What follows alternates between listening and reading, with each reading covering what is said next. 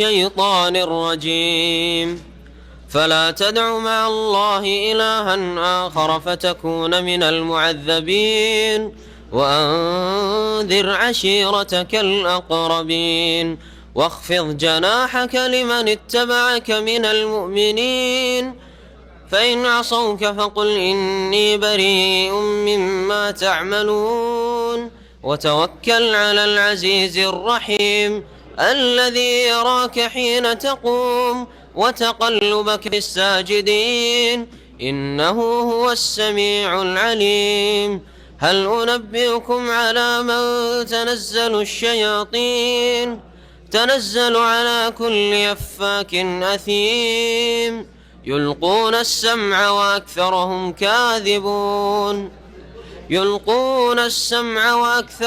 كاذبون والشعراء يتبعهم الغاوون ألم تروا أنهم في كل واد يهيمون وأنهم يقولون ما لا يفعلون إلا الذين آمنوا وعملوا الصالحات وذكروا الله كثيرا وانتصروا من بعد ما ظلموا وسيعلم الذين ظلموا أي منقلب ينقلبون. السلام عليكم ورحمة الله وبركاته. الحمد لله رب العالمين والصلاة والسلام على سيد المرسلين نبينا محمد وعلى آله وصحبه أجمعين ومن تبعهم بإحسان إلى يوم الدين أما بعد فأعوذ بالله من الشيطان الرجيم وإنه لتنزيل رب العالمين نزل به الروح الأمين على قلبك لتكون من المنذرين بلسان عربي مبين وإنه لفي زبر الأولين أولم يكن لهم آية أن يعلمه علماء بني إسرائيل সম্মানিত ভাতৃমণ্ডলী, আল্লাহ পাকের সমস্ত প্রশংসা যে আল্লাহ পাক কোরআনে কারীম নাজিল করেছেন আরবি ভাষায়, এবং এই কোরআনে কারীম দিয়ে আল্লাহ পাক অসংখ্য মানুষকে জাহান্নামের রাস্তা থেকে, আল্লাহ পাকের আযাব গজবের রাস্তা থেকে ফিরিয়ে নিয়ে এসেছেন। আল্লাহ পাক তাদের দলে যেন আমাদের শামিল করেন, আমিন। সালাত এবং সালাম নাযিল প্রিয় নবী মুহাম্মদ রাসূলুল্লাহ সাল্লাল্লাহু আলাইহি সাল্লামের উপর, যার প্রতি আল্লাহ পাক কোরআনে কারীম নাযিল করেছেন এবং যার মাধ্যমে আল্লাহ পাক রব্বুল আলামিন আমাদেরকে হিদায়াত দান করেছেন। আল্লাহর লাখ লাখ শুকরিয়া। আজকে তাফসীর হবে সূরা শুআরার শেষ অংশের। এর পূর্বে আল্লাহ পাক রব্বুল আলামিন সূরা শুআরায় 7 জন আম্বিয়া, রাসূল এবং তাদের উম্মতদের ঘটনাবলী বর্ণনা করেছেন।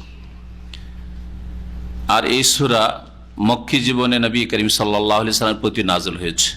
মক্কার মানুষরা যারা নবী করিম সাল্লাল্লাহু আলাইহি সাল্লামের দাওয়াতকে অস্বীকার করেছিল, যারা নবী করিম সাল্লাল্লাহু আলাইহি সাল্লামের নবুয়ত রিসালাতকে অস্বীকার করেছিল, কোরআনকে তারা আল্লাহর কিতাব মানতে অস্বীকার করেছিল, তাদেরকে এই 7টি আম্বিয়া রসুলগণের ঘটনা বর্ণনা করে দিয়ে এ কথা বলা হয়েছে যে এগুলি অতীতকালের সত্য ঘটনা বলি।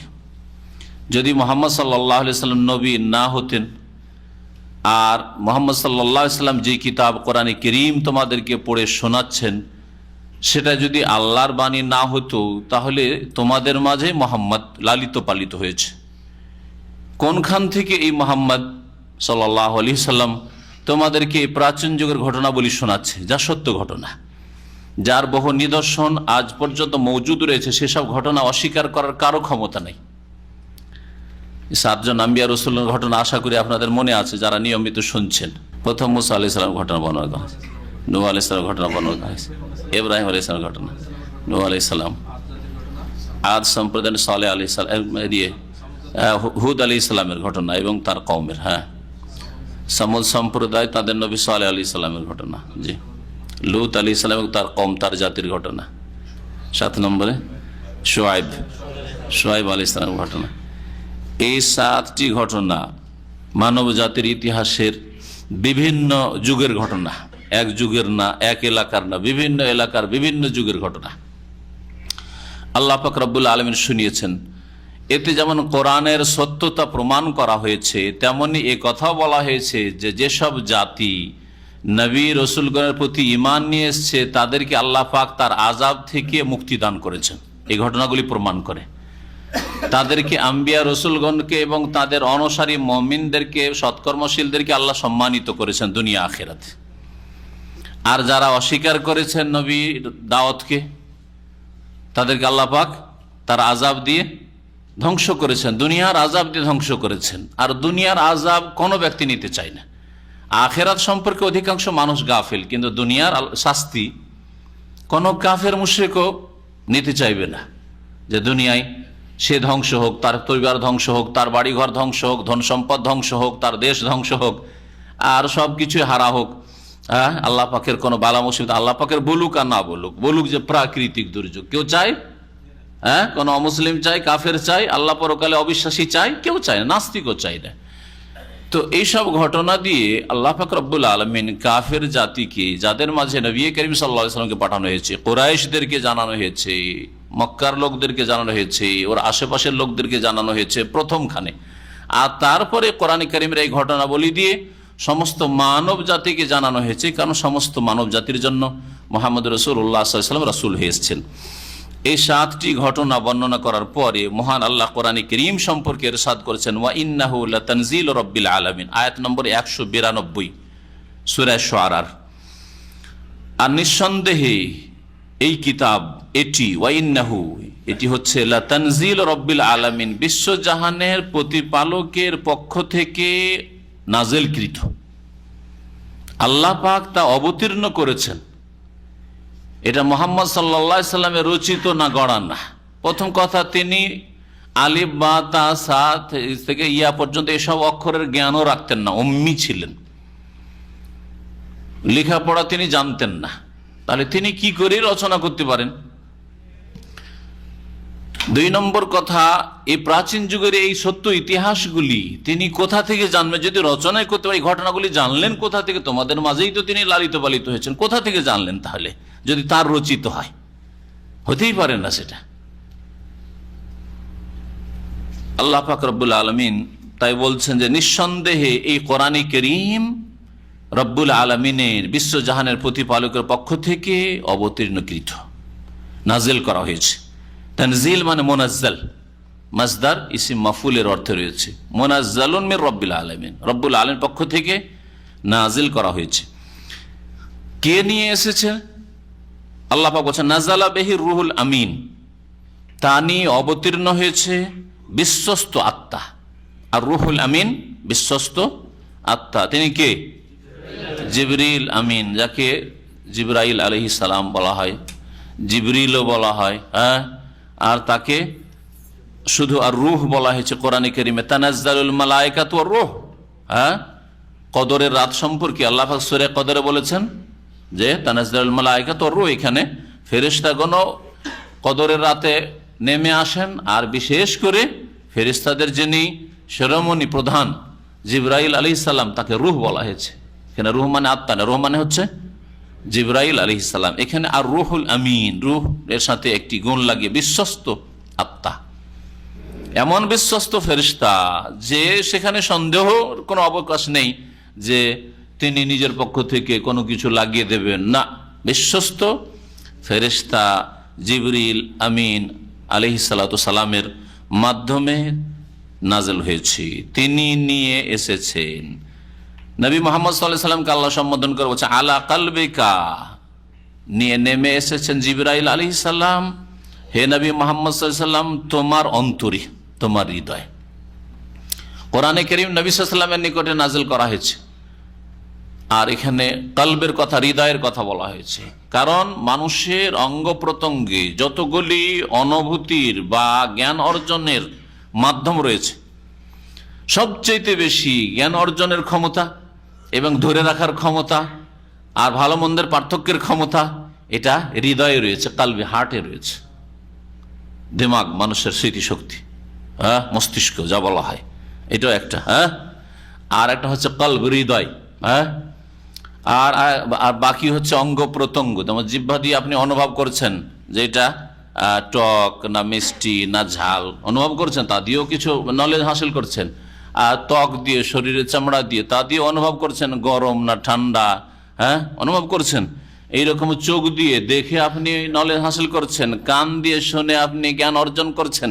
কিন্তু সবচেয়ে বেশি ধারণ ক্ষমতা এবং ভালো মন্দের পার্থক্যের ক্ষমতা কালবের হৃদয়ে রয়েছে। এই জন্য আল্লাহ পাক কালবের কথা বলেছেন। এই কথা বলে যে তোমার দেমাগে, তোমার মস্তিষ্কে নেমে এসেছে না, এই কথা আল্লাহ বলেননি। লিতাকুনা মিনাল মুনজারিন, কেন কোরআনে কারীম তোমার প্রতি নাজিল করা হলো নিয়ে বসে থাকবেন না, যাতে করে তুমি লিতাকুনা মিনাল মুনজিরিন, যাতে করে তুমি সতর্ককারীদের অন্তর্ভুক্ত হইতে পারো। যেসব আম্বিয়া রসুলগণ আল্লাহর পক্ষ থেকে দূত হয়ে এসেছেন আর তারা সতর্ক করেছেন মানব জাতিকে আল্লাহ পাকের আযাব থেকে, আল্লাহ পাকের গজব থেকে, আল্লাহ পাকের মার থেকে, অসৎ পথে চললে, কুফরির পথে চললে, শিরকের পথে চললে, অবিশ্বাস করলে অথবা আল্লাহর দিন মোতাবেক জীবনযাপন না করলে তাদের দলে সামিল হইতে পারো। নবী রসুলগণের দলে যাতে করে তুমি সামিল হইতে পারো। বিলিসানিন আরবি মুবিন, সুস্পষ্ট আরবি ভাষা আল্লাহ পাক নাজিল করেছে যাতে করে তোমারও বুঝতে সুবিধা হয়। মুহাম্মদ সাল্লাল্লাহু আলাইহি সাল্লাম সবচেয়ে বেশি বুঝেন যাতে করে তার মাতৃভাষায় নাজিল করা হয়েছে, কুরাইশদের ভাষায় নাজিল করা হয়েছে, যেই বংশের হচ্ছেন মুহাম্মদ রাসূলুল্লাহ সাল্লাল্লাহু আলাইহি সাল্লাম। আর সুস্পষ্ট আরবি ভাষা এমন নয় যে জটিল আরবি ভাষা, এমন যুগের যে বোঝা যাচ্ছে না, এইরকম নয়, স্পষ্ট আরবি ভাষায় নাজিল করা হয়েছে। আর তার সাথে সাথে আরবি ভাষা এই জন্য নাজিল করা হয়েছে যে যাদেরকে প্রথম সম্বোধন করবে তাদের ভাষায় হইতে হবে। তার যাদেরকে প্রথমখানে বলা হচ্ছে একটিও লোক তৈরি হয়নি, আর ওই সময় যদি তাদের ভাষায় না অন্য কোনো ভাষায় হইতো তো স্বাভাবিক তারা অস্বীকার করে দিত।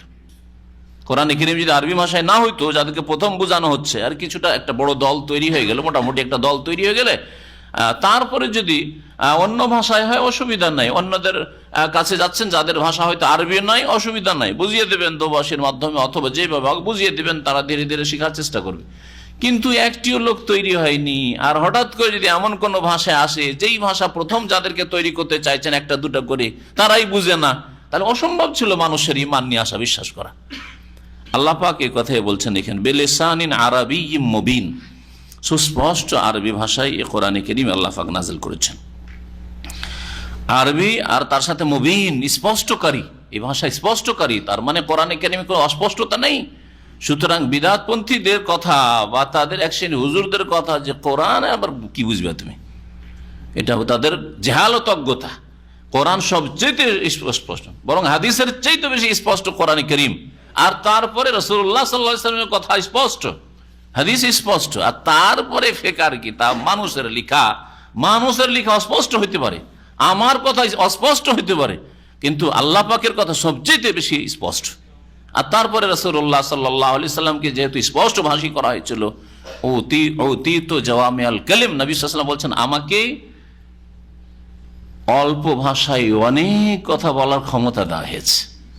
রাসূলুল্লাহ সাল্লাল্লাহু আলাইহি সাল্লামের ভাষা, স্পষ্ট ভাষা কোরআনে কারীমের পর সবচেয়ে বেশি। আর কেউ যদি বলে কোরআন হাদিস বোঝা কি চারটি কথা নাকি, কোরআন হাদিস বোঝা সম্ভব নয়, সুতরাং কি পড়ো, আরে অন্য কিতাব পড়ো, অন্য কিতাব পড়ো, তাহলে ইসলাম বুঝবে। এটা অন্তর বাঁকা, সেই জন্য কথা বলছে জেনে শুনে, আর না হলে অজ্ঞতার কারণে বলছে, হয় জাহেল, আর না হলে জানে কিন্তু অন্তর হচ্ছে বাঁকা, কোরআন এবং হাদিসের দিকে আসতে দিতে চায় না, যার ফলে কোরআন এবং হাদিসের কাছে আসলে গোমর ফাঁস হয়ে যাবে। আর তাদের এই সব এত তরিকত আর থাকবে না, এক তরিকা শুধু মুহাম্মদ রাসূলুল্লাহ সাল্লাল্লাহু আলাইহি ওয়াসাল্লাম নিয়ে আসা তরিকা থাকবে, যেটা বরদাস্ত হয় না। ওয়া ইন্নাহু লাফি যুবুরিল আউয়ালিন, আর এই কোরআনে কারীম নিঃসন্দেহে কোরআনে কারীমের আলোচনা রয়েছে পূর্ববর্তীদের গ্রন্থরাজিতে। জবর, জাবুরের বহুবচন। জাবুর বিশেষ একটি কিতাবের নাম, যা দাউদ আলাইহিস সালামের উপর নাজিল হয়েছিল, জাবুর, তাই না? আর এমনি জাবুর মানে হচ্ছে গ্রন্থ, কিতাব। জাবুর মানে হচ্ছে কিতাব, তাহলে জবর মানে কুতুব, কিতাবের বহুবচন কুতুব, ওই রকমই জাবুরের বহুবচন হচ্ছে জবর। তো জবর মানে তাহলে এখানে কুতুব। আউয়ালিন মানে পূর্ববর্তী, আগের যে নবী রসুলগণরা বা আগের উম্মতরা এসছে তাদের কিতাবাদিতে এই কোরআনে কারীমের আলোচনা রয়েছে। কোরআনে কারীম যদি মানুষের তৈরি হয় তো আগে তাওরাতে, ইনজিলে আর যেসব কিতাব আল্লাহ পাক নাযিল করেছেন সেই সব কিতাবই কোরআন কারীমের কথা কেন আসবে, ভবিষ্যৎবাণী আর মুহাম্মদ রাসূলুল্লাহ সাল্লাল্লাহু আলাইহি ওয়াসাল্লামের আলোচনায় বা কেন আসবে, আর তার গুণাবলী কেন তাতে উল্লেখ হবে? তাহলে বোঝা যাচ্ছে যে কোরআন কারীম আল্লাহ পাকের কিতাব, এজন্য আগের আম্বিয়া রাসূলুল্লাহর প্রতি নাযিলকৃত কিতাবে তার আলোচনা এসেছে। এটা হচ্ছে তাহলে ইন্নাহু মানে ইন্না হাযাল কোরআন, এই কোরআন কারীমের আলোচনা আগের কিতাবাদিতে মওজুদ রয়েছে। কেউ কেউ তাফসীর করেছেন এই আয়াতটির অন্যরকম খানিকটা, ওয়া ইন্নাহু মানে কোরআন কারীমের যে মৌলিক বিষয়বস্তু, এই মৌলিক বিষয়বস্তুগুলি পূর্ববর্তীদের কিতাবাদিতেও রয়েছে, গ্রন্থরাজিতে রয়েছে। এই তাফসীরও ঠিক আপন জায়গায়, কারণ কোরআন কারীমের মৌলিক বিষয়বস্তু হচ্ছে তাওহীদ, আল্লাহ পাকের একত্ব, আল্লাহর অস্তিত্ব, আল্লাহ পাকের ওয়াহদানিয়ত, আল্লাহ তার জাত সিফাত নাম গুণাবলীতে এক, আল্লাহ পাক রব্বুল আলামিন তার কাজে রুবুবিয়তে এক ও একক, আল্লাহ পাক রব্বুল আলামিন তার ইবাদত বন্দেগীতে এক ও একক, তার ওজুদ আর অস্তিত্ব, তাওহীদে রুবুবিয়ত, তাওহীদে উলুহিয়ত, তাওহীদুল আসমা ওয়াস সিফাত সমস্ত আম্বিয়া রাসূলগণের কিতাবে রয়েছে। আখিরাত, কোরআনে কারীমে বহু আয়াত, রাসূলুল্লাহ বহু হাদিসে মান কানা ইউমিনু বিল্লাহি ওয়াল ইয়াউমিল আখির, যে আল্লাহ বিশ্বাসী, পরকালে বিশ্বাসী, আখিরাতের কথা এবং আখিরাতের প্রত্যেকটি বিষয়ের ক্ষেত্রে সমস্ত আম্বিয়া রাসূলগণের কিতাবাদিতে একই রকম শিক্ষা দেওয়া হয়েছে। জান্নাত জাহান্নামের কথা, হিসাব নিকাশের কথা, হাসরের কথা, জবাবদেহির কথা, পুলের কথা যে জাহান্নামের উপর হবে, শাফাআতের কথা ইত্যাদি যা মৌলিক বিষয় রয়েছে, মওতের পরের জীবনের কথা, বারজাখী জীবনের কথা, এগুলো হচ্ছে মৌলিক বিষয়। সমস্ত আম্বিয়া রাসূলগণের কিতাবে একই কথা রয়েছে। যদি এর ব্যতিক্রম থাকে তাহলে সেটা আল্লাহ প্রদত্ত কিতাব নয়, আল্লাহর গ্রন্থ নয়। যেমন হিন্দু ধর্মে রয়েছে পুনর্জন্মের এই ভ্রান্ত বিশ্বাস, তাহলে স্পষ্ট যে এটা কোনো নবী রাসূলের দাওয়াত নয়, যে পুনর্জন্ম মানে মানুষ এসে যদি পৃথিবীতে ভালো কাজ করে তাহলে শূদ্রের ছেলে, চামার ডোম মেথরের ছেলে ব্রাহ্মণের ঘরে জন্মাবে। হ্যাঁ, পুনর্জন্মের আকীদা তাদের ভ্রান্ত আকীদা, ভ্রান্ত বিশ্বাস। আর যদি ব্রাহ্মণের ছেলে রাজাধিরাজা আর রাষ্ট্রপতি প্রধানমন্ত্রীর পরিবারের ছেলে মেয়েরা যদি অসৎ কাজ করে তাহলে ডোম মেথর হয়ে আগামী প্রজন্মে কিছুদিন পরে আবার জন্মাবে, মরে যাওয়ার পরে ওই ডোম মেথরের ঘরে জন্মাবে। আর না হলে মানুষই জন্মাবে না, কুকুর শিরগাল চন্ডাল হয়ে জন্মিবে, হ্যাঁ, ইত্যাদি ইত্যাদি, সব ভ্রান্ত কথা। এইরকম কথা কোন নবী রাসূলগণের মাধ্যমে আসেনি, কোন কিতাবে, আল্লাহ প্রদত্ত কিতাবে আসেনি। আল্লাহ প্রদত্ত কিতাবে আখিরাতের প্রতি ঈমানের মৌলিক বিষয়গুলি সবগুলি একই রকমের। আখিরাত রয়েছে, দুনিয়ার পরে আখিরাত রয়েছে। এইরকমই আখলাক, উত্তম চরিত্র, যেগুলিকে উত্তম চরিত্র বলা হয়েছে দিনে ইসলামে, সেগুলি মুসা আলাইহিস সালামের দিনেও বলা হয়েছে, ঈসা আলাইহিস সালামের দিনেও বলা হয়েছে, নূহ আলাইহিস সালামের দিনেও বলা হয়েছে। যে কোনগুলি উত্তম চরিত্র? নোংরা চরিত্র যেগুলি নোংরা আজকে, সেগুলি সেই যুগে নোংরা চরিত্র ছিল, তাই না? সমকামিতা পড়লেন, লূত আলাইহিস সালামের যুগের ঘটনা। আজকেও নোংরামি, তখনও সেটা নোংরামি ছিল, এই জন্য আল্লাহর আযাব গজব নাজিল হয়েছিল। জিনা তখনও হারাম, এখনো হারাম। খুন করা এখনো হারাম, তখনও হারাম। মিথ্যা কথা বলা এখনো হারাম, তখনও হারাম ছিল। প্রত্যেক নবীর রাসূলের দাওয়াতে ছিল। হ্যাঁ, সততা, আল্লাহ ভীরুতা, এইভাবে যত ভালো গুণ রয়েছে, যত ভালো গুণগুলি রয়েছে, এগুলো হচ্ছে মৌলিক বিষয়। আত্মীয়দের সাথে সুসম্পর্ক রাখা, প্রতিবেশীর হক আদায় করা, মৌলিক বিষয় এগুলি। হ্যাঁ, এগুলির ক্ষেত্রে সমস্ত নবী রাসূলগণের দাওয়াতই এক। শাখা প্রশাখা, মাসলা মাসাইল, এগুলোর ক্ষেত্রে পার্থক্য ছিল। এই জন্য নবী করিম সাল্লাল্লাহু আলাইহি ওয়াসাল্লাম একটি হাদিস রয়েছে, আল আম্বিয়া বানুল আল্লাত আবুহুম ওয়াহিদ ওয়া উম্মাহাতুহুম শাত্তা। নবী রাসূলগণের উদাহরণ হচ্ছে বৈমাত্রীয় ভাইয়ের মতো। নবী রাসূলদের উদাহরণ হচ্ছে বৈমাত্রীয় ভাইদের মতো। বৈমাত্রীয় ভাই কাকে বলে? আবুহুম ওয়াহিদ, বাপ হচ্ছে এক। নবী সাল্লাল্লাহু আলাইহি ওয়াসাল্লাম হাদিসে রয়েছে উম্মাহাতুহুম শাত্তা, তাদের মা ভিন্ন ভিন্ন, তাদের মা ভিন্ন ভিন্ন। এই হাদিস দিয়ে কি বোঝানো হয়েছে?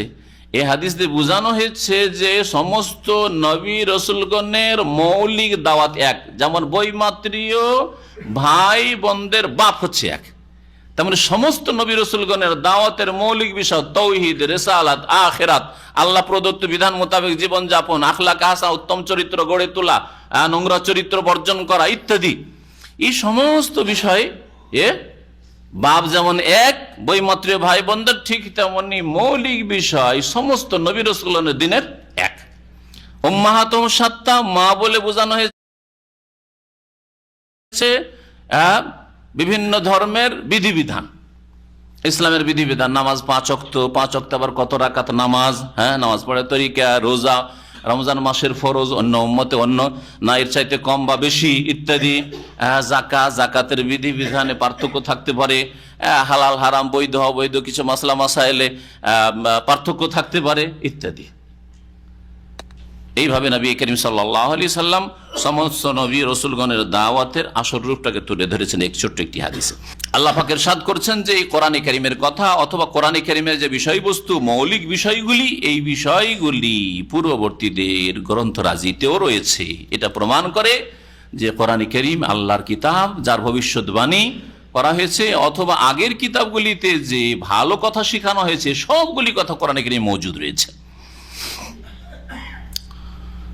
আওয়ালাম ইয়াকুল্লাহুম আয়াতান আন ইয়ালামাহু উলামাউ বনি ইসরাইল। আল্লাহ পাক আরো বলছেন যে দেখো হে মক্কার লোকেরা, হে কুরাইশরা, হে আরবরা, তোমরা যে কোনো বিষয়ে ইহুদি খ্রিস্টানদেরকে জিজ্ঞেস করতে চাও, ধর্মীয় বিষয় হলে ওদেরকে জিজ্ঞেস করে, মদিনায় আসে ইহুদিদের কাছে জিজ্ঞাসা করার জন্য, বা আশেপাশে কোনো খ্রিস্টান পেলে আচ্ছা বলো তো তোমাদের ধর্মে কি আছে, ইনজিলে কি আছে, তাওরাতে কি আছে, তোমাদের ধর্মের পণ্ডিতরা কি বলে, এসব জিজ্ঞাসা করে থাকো তাদের কাছে।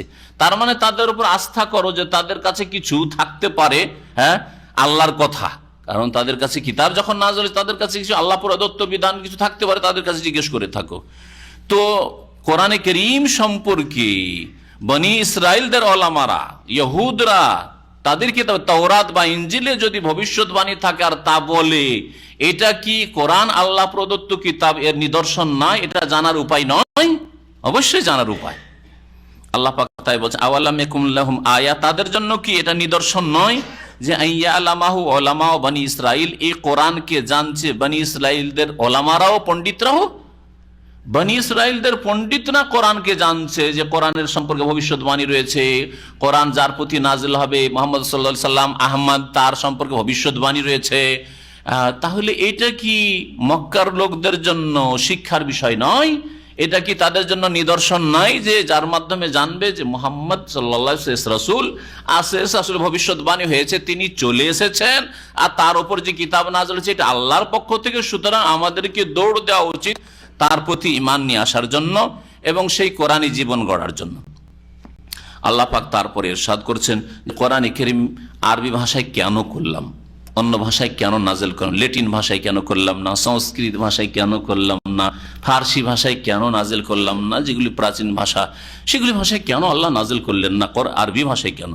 ওয়ালাউ নাযালনাহু আলা বাযিল আজামিয়িন, অথবা আরবি ভাষায় নাজিল হইল কিন্তু রাসূল যার প্রতি নাজিল হয়েছে সে আরব ভাষী না, সে ভারতীয় যদি হইতো, সে যদি রোমান হইতো, ইউরোপের হইতো, সে যদি আফ্রিকান হইতো, কি সমস্যা দেখা দিত? সমস্যা দেখা দিত। আরবি কোরআন আর নাজিল হয়েছে আফ্রিকান আরবের উপর, আরবি কোরআন আর একজন হিন্দি পাকিস্তানের উপর নাজিল হয়েছে, বাঙালির উপর নাজিল হয়েছে, চলতো মুশকিল হয়ে যেত, মানতে চাইতো না। এই কেমন কথা? যেমন কোরআনিক অন্য আয়াতে বলেছে, তাহলে আরব মুশরিকরা বলতো আরবি আজামি, আরে কোরআন বা ভাষা তো হচ্ছে আরবি, আবার নাজিল হয়েছে আজমি আরবের, ওই কেমন কথা হলো? ভাষা যখন আরবি তো আরবির ওপর কেন নাজিল? তখন ওই অজুহাত পেশ করে অস্বীকার করতে, মানতে না। তখন আত্ম অহংকারে ফুলে পড়তে, তখন শয়তান আর এক অহংকার ঢুকিয়ে দিত, আমরা আরবি আর কোরআন হচ্ছে আরবি, আবার মানবো অনারবকে, না হবে না। মক্কার লোকের এভাবে কুফরি করে দিত, যাদের কাছে প্রথম দাওয়াত পাঠানো তারা অস্বীকার করে দিত। যদি এই দাওয়াত প্রথমখানে যেই ভাষার নবী সেই দেশে কিন্তু আরবি ভাষায়, তাহলে তারা অস্বীকার করে দিত, এই ভাষা বুঝি না, মানবো না আমরা। শয়তান ওই রাস্তা দিয়ে ঢুকতো, অন্তরে আর গুমরা করে দিত। এই জন্য আল্লাহ পাক রব্বুল আরবি রাসূলের উপর আরবি ভাষায় কোরআন নাযিল করেছেন। ওয়ালাউ নাযালনাহু আলা বাযিল আজামিন, আল্লাহ বলছেন যদি আমি এই কোরআনে কারীমকে কোন আরবের প্রতি নাজিল করতাম, অনারব রাসূল, আর তার উপর কোরআন নাজিল করতাম, তো দুটো অবস্থা হইতো, হয় আরবি ভাষায় নাজিল হইতো অথবা অনারব যেহেতু রাসূল সুতরাং তার ভাষায় নাজিল হইতো। যদি ধরে নেন তার ভাষায় নাজিল হলো, সংস্কৃত ভাষায় নাজিল হল, রাসূলও সংস্কৃত ভাষার, বা ফার্সি ভাষার, আর ফার্সি ভাষায় নাজিল, এইরকম যদি হইতো, আর মক্কায় যদি পাঠিয়ে দেওয়া হইতো তাহলে দাঁড়াই দিয়ে দিত, আরবি ভাষায় নাযিল হয়েছে, আরবি রসুল, তাদের বংশের আর তাদের মাঝে লালিত পালিত হয়েছে, সারা জীবন ধরে সবাই ভালো করে চিনত যে এই মানুষের মতো মানুষ জীবনে দেখিনি, এত সুন্দর চরিত্রের মানুষ জীবনে দেখিও নি, শুনিনি পৃথিবীতে, সবাই জানতো, বিশ্বাস করত। আর তারপরেও যখন রাসূলুল্লাহ সাল্লাল্লাহু আলাইহি সাল্লাম বললেন, ইয়া আইয়ুহান নাস, হে মানব সকল, হে মক্কার লোকেরা, কুলু লা ইলাহা ইল্লাল্লাহ, বলো আল্লাহ ছাড়া কেউ সত্য মাবুদ নেই, লা ইলাহা ইল্লাল্লাহ, আল্লাহ ছাড়া কেউ মাবুদ নেই সত্য, আল্লাহ ছাড়া কারো ইবাদত করা যাবে না, দেবদেবীর ইবাদত করা যাবে না, আল্লাহ ছাড়া কোনো গাছের পূজা করা যাবে না, মাটির পূজা করা যাবে না, পাথরের পূজা করা যাবে না, এই কবর মাজার পূজা করা যাবে না, লা ইলাহা ইল্লাল্লাহ, আল্লাহ ছাড়া কেউ সত্য মাবুদ নেই, বারহাক সত্য মাবুদ একমাত্র আল্লাহ, আল্লাহ ছাড়া কারো জন্য রুকু নেই, সেজদা নেই, জবাই নেই, মানত নেই, কোরবানি নেই, তওয়াফ নেই, চাদর চড়া নেই, আল্লাহর ঘর কাবার ওপর গোলাপ ছড়া ছাড়া কোনো ঘরের উপর চাদর চড়া নেই, কোনো মাজারের চাদর চড়া নেই। লা ইলাহা ইল্লাল্লাহ বলে, এটা হচ্ছে লা ইলাহা ইল্লাল্লাহ। লা ইলাহা ইল্লাল্লাহ মানে এই না যে মন্ত্র পড়ে নিন আর কবরে চাদর চড়াইছেন, কবরে ফুল দিচ্ছেন, কবরে সেজদা করছেন, কবরে খাসি মোরগ জবাই করছেন, আর কবরওয়ালার কাছে রোগ ভালো করা চাইছেন, কবরওয়ালার কাছে ছেলে মেয়ে চাইছেন, হ্যাঁ সব কিছুই করছেন যা হিন্দুরা দেবদেবীর কাছে করে, আপনিও কবর মাজারে করছেন। শুধু পার্থক্যই যে আপনি লা ইলাহা ইল্লাল্লাহ পড়ছেন, কোনো কাজে আসবে না লা ইলাহা ইল্লাল্লাহ, নিজের লা ইলাহা ইল্লাল্লাহকে নিজেই ধ্বংস করে দিচ্ছে। কুলু লা ইলাহা ইল্লাল্লাহ, যখন নবী করিম সাল্লাল্লাহু আলাইহি ওয়াসাল্লাম বললেন লা ইলাহা ইল্লাল্লাহ বলো, তুফলিহু, তাতেই তোমাদের সার্বিক কল্যাণ রয়েছে, তখন তারা অধিকাংশই শত্রু হয়ে গেল। অল্প হাতে গোনা কয়েকজন ছাড়া ধীরে ধীরে তাও একটা দুটা করে আসছে, আর বাকি সকলে শত্রু হয়ে গেল। চিন্তা করুন, অথচ তাদের টাকা পয়সা, ধন সম্পদ, আমানত সবকিছু সোনা দানা নবী করিম সাল্লাল্লাহু আলাইহি ওয়াসাল্লামের ঘরে এনে জমা রাখতো, যে এর চাইতে ভালো মানুষ আর কোথায় পাওয়া যাবে না। শত্রু হয়ে গেল। তাহলে বাইরের লোক যদি কেউ আসতো আর এসে বলতো যে এই মক্কার লোকেরা, তোমাদের কাছে আমি রসুল হয়ে এসেছি, তাহলে তো 1 মিনিট তাকে বাঁচতে দিত না। আল্লাহ পাক তাই বলছেন, যে কোনো, শুধু আরবদের ক্ষেত্রে না, যে কোনো জাতির ক্ষেত্রে ওই রকমই যদি হঠাৎ করে একটা লোক যায় যার পায়ের তলায় মাটি নেই, একাই গিয়েছে, তার একটা সাথী সঙ্গীও নেই, কোনো দল নেই, তাহলে তাকে কোনোদিন স্থান দেবে না। এটা হচ্ছে মানুষের বদচরিত্র, খারাপ দিক মানুষের। শয়তান এই রাস্তা দিয়ে মানুষকে গোমরা করেছে, যে আমরা এই বিদেশিকে কেন মানবো, এই বাইরের লোককে কেন মানবো, হ্যাঁ আমাদের ভাষাভাষী নয় কেন মানবো, এইগুলো হচ্ছে শয়তানের রাস্তা, মাদাখিলু শয়তান। শয়তান এইসব রাস্তা দিয়ে ঢুকি, আর শয়তান এই কাজ করে যাচ্ছে, আজ পর্যন্ত করে যাচ্ছে। কোরআনে বা হাদিসের কথা বললেও এক শ্রেণীর শয়তান প্রকৃতির মানুষরা যারা শয়তানকে এভাবে সুযোগ দিয়ে থাকে।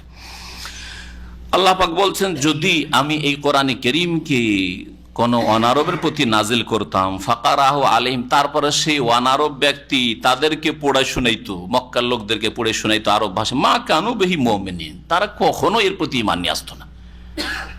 মা কানু বিহি মুমিনিন, এরা কখনো বিশ্বাস করতো না, ঈমান নিয়ে আসতো না।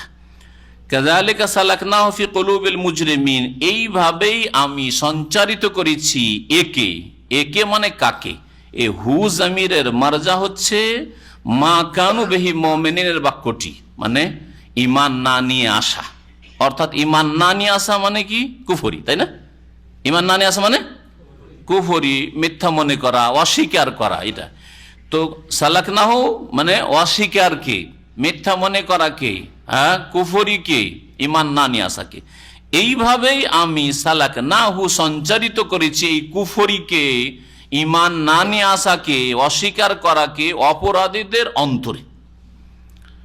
যারা অপরাধী তাদের অন্তরে কুফরিকে এইভাবে আমি ঢুকিয়ে দিয়েছি, সঞ্চারিত করেছি। কাফের যারা হয়ে থাকবে আর কাফের হয়ে যারা মারা যাবে, তাদের অন্তরে এইভাবে কুফরি ঢুকেছে, অস্বীকার ঢুকেছে, আর অহংকার ঢুকেছে যে না, আমরা ঈমান নিয়ে আসবো না। লা ইউমিনুনা বিহি হাত্তা ইয়ারাউল আযাবাল আলীম, অতক্ষণ পর্যন্ত এরা বিশ্বাস করবে না, ঈমান নিয়ে আসবে না, যতক্ষণ পর্যন্ত এরা যন্ত্রণাদায়ক আযাব, শাস্তি না প্রত্যক্ষ করেছে, দেখেছে। আবু জাহাল, আবু লাহাব, হ্যাঁ, আর এইরকম বড় বড় কাফের নেতারা, ওতবা, শাইবা, রবিয়া, ওয়ালিদ, হ্যাঁ, বড় বড় কাফের নেতারা বদর পর্যন্ত আসলো, আর বদরে এসে 70 জন, 313 জনের হাতে 1000 জন সামনে আসছে, তারপরেও এইরকম লাঞ্ছিত অপদস্থ হইল, এইরকম ভাবে তারা ক্ষতিগ্রস্ত হইল, তারপরেও চোখ খুলল না।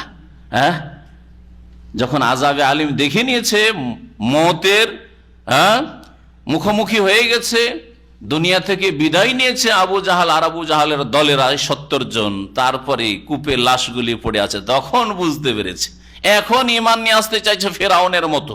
আর নবী করিম সাল্লাল্লাহু আলাইহি ওয়াসাল্লাম বলেছেন, প্রত্যেক কওমে ফেরাউন রয়েছে, আর হাযা ফিরআউন হাযিহিল উম্মাহ, এই আবু জাহাল হচ্ছে এই উম্মতের ফেরাউন।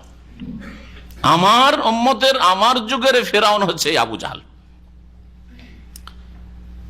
আল্লাহ পাক তাই বলেছেন যে এমন কুফরি এদের অন্তরে সঞ্চারিত হয়েছে, তাদের চেষ্টা না করার কারণে, অন্তরে সততা না থাকার কারণে, অন্তর নিরপেক্ষ না হওয়ার কারণে। অন্তরটা নিরপেক্ষ হইতে হবে, নিউট্রাল, যে আমি বুঝার চেষ্টা করি বিষয়টা কি, ব্যাপারটা কি, কথাটা ঠিক না ভুল। আর আগেই যদি অবস্থান নিয়ে নেন যে আমি এদের সাথেই থাকবো, আমি এই তরিকাতেই থাকবো, কখনো ঈমানের তৌফিক হবে না, হেদায়েত তৌফিক হবে না, কখনো তৌহিদ নসিবে হবে না, কখনো সুন্নত নসিবে হবে না। প্রথম অবস্থান তৈরি করে তারপরে দলিল প্রমাণ খুঁজবেন, এটা হেদায়েতের পথ নয়। হেদায়েতের পথ হচ্ছে অন্তরকে খালি করে দেন, যে আমি কোরআন এবং হাদিস অন্তরে ঢোকাবার জন্য, আল্লাহ এবং রসুলের কথা অন্তরে ঢোকাবার জন্য সবসময় প্রস্তুত। আর তারপরে খুঁজাখুঁজি করেন দলিল, আল্লাহর কথা কি বলে, রসুলের কথা কি বলে সাল্লাল্লাহু আলাইহি ওয়াসাল্লাম, তাহলেই হেদায়েত নসিব হবে। তো এটা যারা করেছিল, আবু বকরের মতো লোক, ওমরের মতো লোক, উসমান, আলী, তালহা, জুবাইর, আম্মার, ইয়াসির, সুমাইয়া রাদিয়াল্লাহু তাআলা আজমাইন, এইরকম সাহাবায়ে কেরাম যারা মক্কাতেই জুলম অত্যাচার সামনে দেখতে পাচ্ছে, তারপরও তাদের ঈমানে কোন রকম বাধা সৃষ্টি হয়নি, অন্তরে সততা ছিল। হ্যাঁ, নিরপেক্ষ দৃষ্টি নিয়ে চিন্তা করার চেষ্টা করেছে, যে চিন্তা করিবে বিষয়টা, মুহাম্মদ সাল্লাল্লাহু আলাইহি ওয়াসাল্লাম এতদিন কোন একটা ছোট মিথ্যা কথাও দেখলাম না, দুনিয়ার লোভের ক্ষেত্রে মিথ্যা কথা দেখলাম না, আর এই ধর্মের নামে মিথ্যা কথা বলে স্বার্থটা কি? ওকে তো আমরা রাজত্ব দিতে চাই, রাজত্বও চাই না, ধন দৌলত দিতে চাই, ধন দৌলত চাই না, তো উদ্দেশ্য আর কি রয়েছে? এই লোক মিথ্যা কথা কেন বলবে? আল্লাহ পাক এদেরকে ঈমানের তৌফিক দিয়েছে। কিন্তু যারা বলে যে না, এর কথা কেন মানা যাবে, এর কথা মানা যাবে না, না না আমাদের বাপদাদা মূর্খ ছিল নাকি, আমাদের পূর্বপুরুষরা বুঝতো না, এত বড় বড় সব, এই মুহাম্মাদের দাদা আব্দুল মুতালেব এত বড় নেতা বুঝে না, ওর দাদার বা হাশেম এত প্রভাবশালী মানুষ, এ বুঝেনি। হ্যাঁ, এইরকম যারা বলবে তাদেরকে আল্লাহ পাক হেদায়েত করবে না, তাদেরকে হেদায়েত করবে না। আগে অবস্থান নিয়েছে আমি এখানেই থাকবো, আমি যাবো না এখান থেকে। আল্লাহ পাক তাই বলছেন যে এরা ঈমান নিয়ে আসবে না, হাত্তা ইয়ারাউল আযাব আল আলিম, যতক্ষণ পর্যন্ত এরা কঠোর শাস্তি না দেখে নেবে, প্রত্যক্ষ না করে নেবে। আর কঠোর শাস্তি মানে ওই মৌতের মুখে যখন পতিত হবে, আর তখন আল্লাহ পাকের আযাব চোখে দেখে নিয়েছে, আর ফেরার সময় নেই, সংশোধনের সময় নেই। সেই সময় ফেরাউনও, মুসার জামানার ফেরাউনও ফিরতে চেয়েছিল, আর প্রত্যেক জামানার ফেরাউন আর বেদিন আর পাপিষ্ট ফিরতে চাইবে, কিন্তু আল্লাহ বলবেন কাল্লা রব্বির জিউন, তারা বলবে আল্লাহ ফিরিয়ে দাও, আল্লাহ ফিরিয়ে দাও, আল্লাহ ফিরিয়ে দাও। আল্লাহ পাকের পক্ষ থেকে জবাব আসবে যে কাল্লা, কোশ্চিন কালেও না, কখনো ফেরানো হবে না। ইন্নাহা কালিমাতুন হুয়া কাইলুহা, বলতে দাও। ফেরেশতাদেরকে আল্লাহ বলবেন এই পাপিষ্ট অপরাধীদেরকে বলতে দাও, আমিন ওয়ারাইহিম বারযাখুন ইলা ইয়াউমি ইউবআসুন, কিয়ামত পর্যন্ত এদের সামনে আর প্রাচীর তৈরি হয়ে গেছে, আর কখনো পৃথিবীতে ফিরবে না। এটা আরো স্পষ্ট প্রমাণ করে যে মানুষ মারা যাওয়ার পরে তাদের মাঝে আর পৃথিবীর মাঝে আর বারযাখ, আর সৃষ্টি, প্রাচীর সৃষ্টি হয়ে যায়। আল্লাহ পাক তুই কখনো ফিরে আসবে না, আল্লাহ পাক এই প্রাচীর সৃষ্টি করে দেন। সুতরাং পুনর্জন্মের আকীদা হিন্দুদের বাতিল এই আয়াত দ্বারা। তারপরে বিদআতপন্থীদের অনেকের আকীদা যে বাপ মা মরে যাওয়ার পরে শয়তান বাপ মায়ের রূপ ধরে আসবে, যে আমার বাপ চলে এসছে, আমার মা চলে এসছে, দেখেছি, হ্যাঁ অমুক হুজুরে কিবলা চলে এসছে দেখছি, 500 বছর আগে 700 বছর আগে মারা গেছে, বলছে হারাম শরীফ অমুক হুজুর সাহেবকে দেখলাম, পীর সাহেবকে দেখলাম। হ্যাঁ, এগুলি শয়তানি কথা, এই কোরআন অস্বীকার করে এগুলি কথা। জি, এইরকমই বিদআতপন্থীদের আকীদা যে শবে বরাতে যত লোক আত্মীয় স্বজন মারা গেছে, ওই বুড়ি বিধবাগুলি বসে যে আমার স্বামী আজকে আসবে, সেজন্য হালুয়া রুটি করে নিয়ে বসে থাকে। ভ্রান্ত আকীদা, এই কোরআনের আয়াত অস্বীকার করে। আমিন ওয়ারাইহিম বারযাখুন ইলা ইয়াউমি ইউবআসুন, কিয়ামত পর্যন্ত আর তৈরি করে দেওয়া হয়েছে তাদের পেছনে, সুতরাং এদিকে আর ফিরে আসতে পারবে, চলে গেছে আর তৈরি করে দেওয়া হয়েছে বারযাখ, পর্দা আল্লাহ পাক লাগিয়ে দিয়েছেন, এমন প্রাচীর আল্লাহ পাকের যে কখনো ফিরে আসতে পারবে না। তাহলে কেউ যদি দেখে, শয়তানকে দেখছে, জিনকে দেখছে। যে জিন রাত দিন তার বাবার সাথে থাকতো, তার মায়ের সাথে থাকতো, তার ওই হুজুরের সাথে থাকতো, পীরের সাথে থাকতো, সেই জিন তার রূপ ধরে এবং তার চাল চলন ভাষা সব শিখে গেছে, ওই রকমই কথা বলছে। কখনো মনে করবেন যে সেই লোককে দেখলাম, কারণ এটা কোরআনকে অস্বীকার করে। আল্লাহ পাক তারপরে ফাইয়াতিয়াহুম বাগতাতাম ওয়া হুম লা ইয়াশউরুন, এই কঠোর শাস্তি তাদের কাছে হঠাৎ করে এসে যাবে এমন অবস্থায় যে ওহম লা ইয়াশউরুন, তারা টেরও পাবে না, বুঝতেও পারবে না, ভাবতেও পারে না যে এইরকম হঠাৎ করে আযাব আসতে পারে। ফায়াকুলু, তখন তারা বলবে হাল নাহনু মুনজারুন, আমাদেরকে কি ছাড় দেওয়া হবে, একটু অবকাশ দেওয়া হবে, আল্লাহর কাছে অবকাশ চাইবে। আফাবি আযাবিনা ইস্তাজিলুন, আল্লাহ পাক বলছেন যে কি আশ্চর্য যে এরা আমার আযাবের সাথে তারা তাড়াহুড়া করছিল, আমার আযাবকে ত্বরান্বিত করতে চাইছিল। হ্যাঁ, দ্রুত আসো, কোথায় তোমার আযাব, হে মুহাম্মদ তুমি যে ধমক দিচ্ছ, কোথায় তোমার আযাব, এ কথা এরা বলছিল। আযাব নিয়ে এরা তাড়াতাড়ি করছিল যে কোথায় আযাব, কোথায় আযাব। আর যখন চলে এসছে এখন অবকাশ চাই, তোমরাই তো চাইছিলে তাড়াতাড়ি আযাব, এই তো চলে এসছে। আর এই আযাব দূর হবে না আল্লাহ পাকের আযাব চলে আসার পরে। আফারাআইতা ইন মাত্তানাহুম সিনিন, তারপর আল্লাহ পাক রব্বুল বলছেন কাউকে যদি ভোগ বিলাসের জীবন দিই, সুখময় জীবন দান করি দুনিয়ায়, ধোঁকা খাওয়ার কিছু নেই, তারপরে কি হবে? এই সুখের সামগ্রীগুলি কোথায় যাবে? ভোগ বিলাসের যে উপায় উপকরণ সেগুলি কোথায় যাবে? সেগুলি চিরকাল তোমার সাথে থাকবে? কখনো থাকবে না। এই সুস্থতা চিরকাল থাকবে না, এই ধন সম্পদ তোমার সাথে চিরকাল থাকবে না, আর তোমার সাথে মওতের পরে যাবেও না, বরং তোমার সাথে ঈমান এবং তোমার সৎকর্ম ভালো আমল যাবে। আর যদি মন্দ কাজ করে থাকো সেটাও তোমার পিছা ছাড়বে না, তোমার সাথেই যাবে। আল্লাহ পাক বলছেন আফারাআইতা, হে নবী তুমি চিন্তা করেছো কি, ইন মাত্তানাহুম সিনিন, যদি তাদেরকে আমি ভোগ বিলাস দান করি দীর্ঘ বছর, সিনিন মানে কত বছর, কয়েক বছর অথবা দীর্ঘ বছর, বেশ কিছুদিন কিছু বছর যদি আমি তাদেরকে ভোগ বিলাস দান করি, সুম্মা জাআহুম মা কানু ইউআদুন, তারপরে তাদের ওপর এসে পড়ে যা তাদের সাথে প্রতিশ্রুতি করা হয়েছে, মানে আল্লাহ পাকের আযাব চলে আসে, একদিন আসবে, একদিন মওত আসবেই। যদি তাদের ওপর যে প্রতিশ্রুতি হয়েছে তা চলে আসে, মওত হোক অথবা তার আগে কোনো আযাব হোক, যদি চলে আসে, মা আগনা আনহুম মা কানু ইউমাত্তাউন, তাদের কোনো কাজে আসবে না ওই সব ভোগ বিলাসের সামগ্রী যা তাদের দেওয়া হয়েছিল, মা কানু ইউমাত্তাউন, যা তাদেরকে ভোগ বিলাসের জন্য দেওয়া হয়েছিল, সুখের উপায় উপকরণ দেওয়া হয়েছিল, সেগুলি তাদের কোনো কাজে আসবে না, তাদের আযাবও দূর করতে পারবে না। ওমা আহলাকনা মিন কারিয়াতিন ইল্লা লাহা মুনজিরুন, আল্লাহ পাক বলছেন আমি কোন জনপদকে ধ্বংস করি না অতক্ষণ পর্যন্ত যতক্ষণ সেই জনপদের উদ্দেশ্যে, সেই এলাকা গ্রাম অঞ্চলের উদ্দেশ্যে, সেই দেশের উদ্দেশ্যে, সেই জাতির উদ্দেশ্যে সতর্ককারী প্রেরণ করি না। ইল্লা লাহা মুনজিরুন, তাদের সতর্ককারী অবশ্যই পাঠানো হয়, না হলে এমনিতে আল্লাহ না জানিয়ে ধ্বংস করে দেন না। জানতে পারলো না আল্লাহ কি, পরকাল কি, নবী কি, আর রাসূল কি, বিধান কি, হ্যাঁ, আর এমনি আল্লাহর আযাব চলে আসলো, এটা কখনো হবে না। যে কোনো জাতি সম্পর্কে এইটা বিভিন্ন ভাষায় কোরআনে কারীমে আল্লাহ পাক বর্ণনা করেছে, এখানে এই ভাষায় আল্লাহ পাক উল্লেখ করেছেন। আর একটি প্রসিদ্ধ আয়াত রয়েছে এই মর্মে, মা কুন্না মুআযযিবিনা হাত্তা নাবআসা রাসূলা, আমি আযাব দিতে পারি না। আল্লাহ বলছেন ওমা কুন্না মুআযযিবিন, আমি আযাব শাস্তি দিতেই পারি না, হাত্তা নাবআসা রাসূলা, যতক্ষণ পর্যন্ত রাসূল না প্রেরণ করিনি। রাসূল পাঠাবার আগে আমি কোন জাতিকে আযাব দিই না, ধ্বংস করি না। আল্লাহ পাক বলছেন কোন জাতিকে যদি আল্লাহ ধ্বংস করে থাকেন জানতে হবে যে তার আগে তাদেরকে সতর্ক সাবধান করা হয়েছে। ইল্লা লাহা মুনজিরুন, কেন সতর্ক সাবধান করা হয়েছে? যিকরা, উপদেশ স্বরূপ। যিকরা, কেউ কেউ বলেছেন এখানে আছে হাজা যিকরা বা হাজিহি যিকরা, এটা হচ্ছে উপদেশ। এই যে সতর্ক করে দেওয়া, এটা হচ্ছে তাদের জন্য উপদেশ। নবী রাসূলগণের মাধ্যমে উপদেশ দেওয়া হয়েছে, রিমাইন্ড করে দেওয়া হয়েছে, স্মরণ করিয়ে দেওয়া হয়েছে, যিকরা।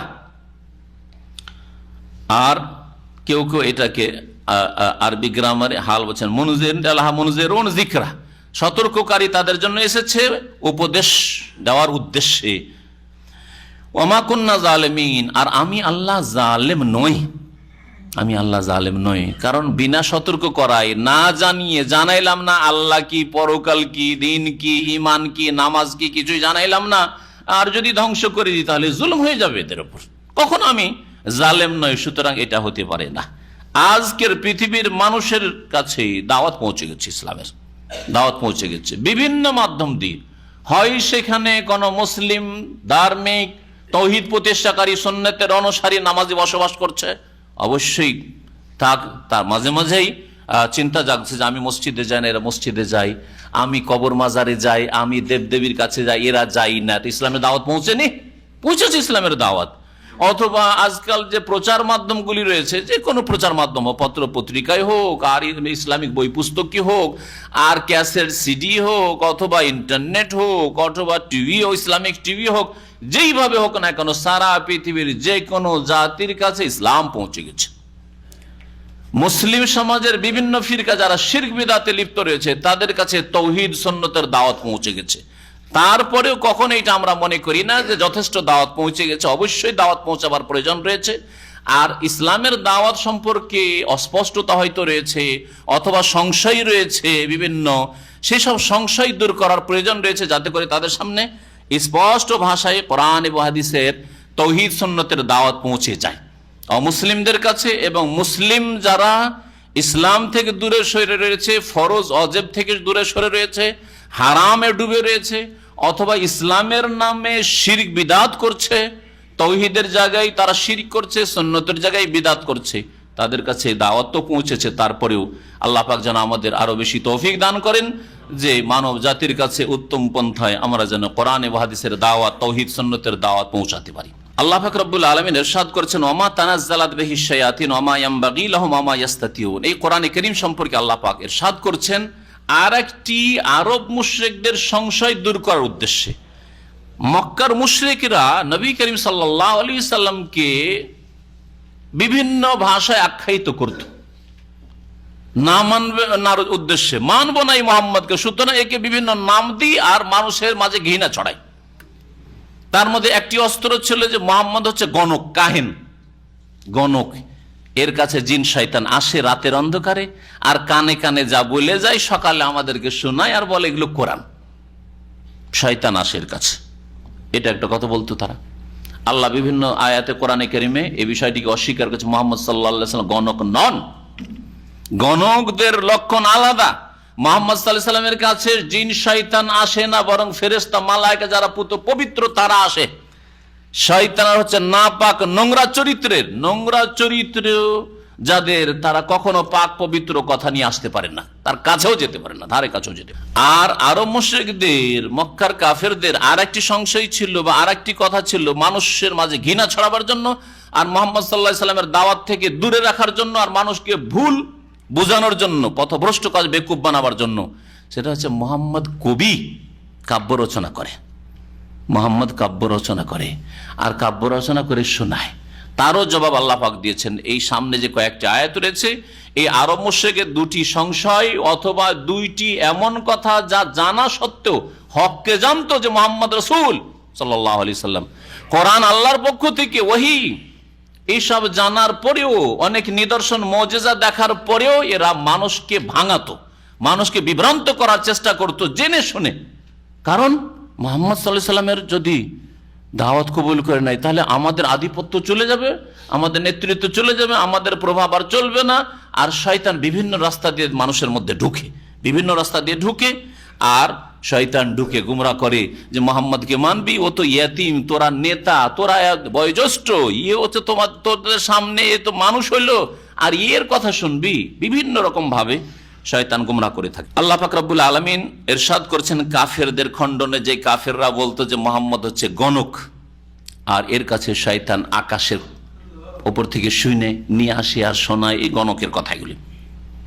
ভবিষ্যৎবাণী নবী রাসূলের ঘটনা যে বর্ণনা করেছে এটা ওহী নয়, বলতো এটা যে গণক বিদ্যা, হ্যাঁ, জ্যোতিষীদের বিদ্যা তার কাছে আছে, এই জন্য এই সব কথা বলতে পারছে।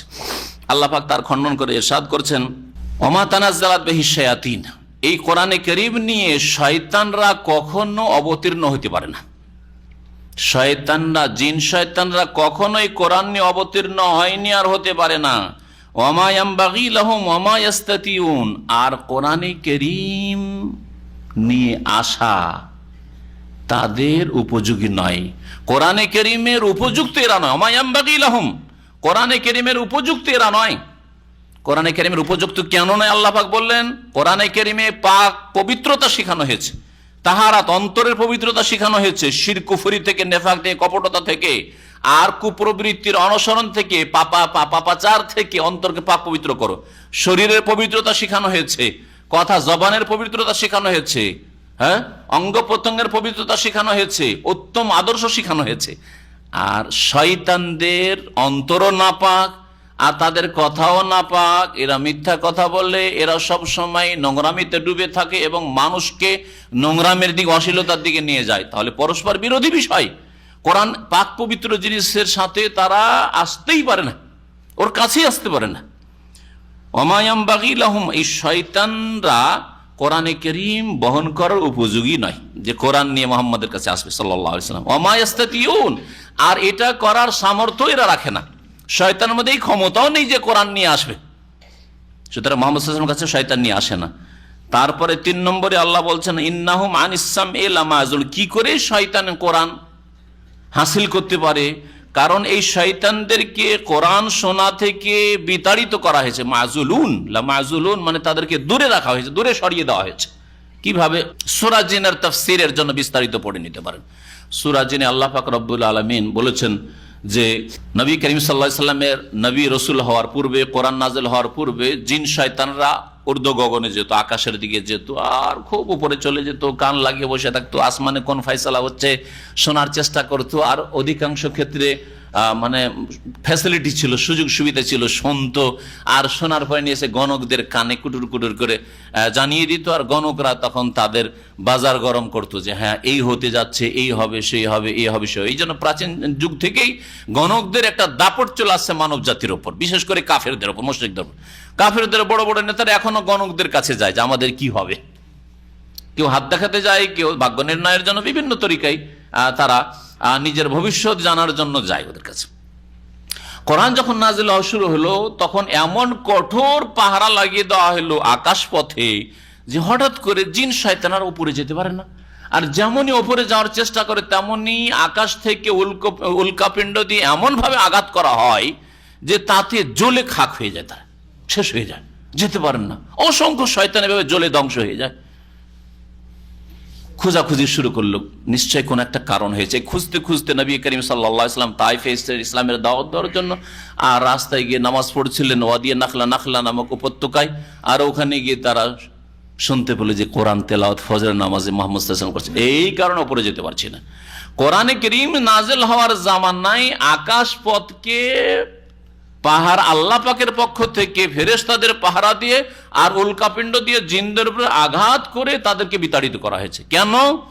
যাতে করে কোরআন নাজিল মুহাম্মদ সাল্লাল্লাহু আলাইহি ওয়াসাল্লামের উপর হওয়ার আগেই কোনো একটা কথা ছোঁ মেরে নিয়ে শুনে গণকদেরকে জানিয়ে না দেয়।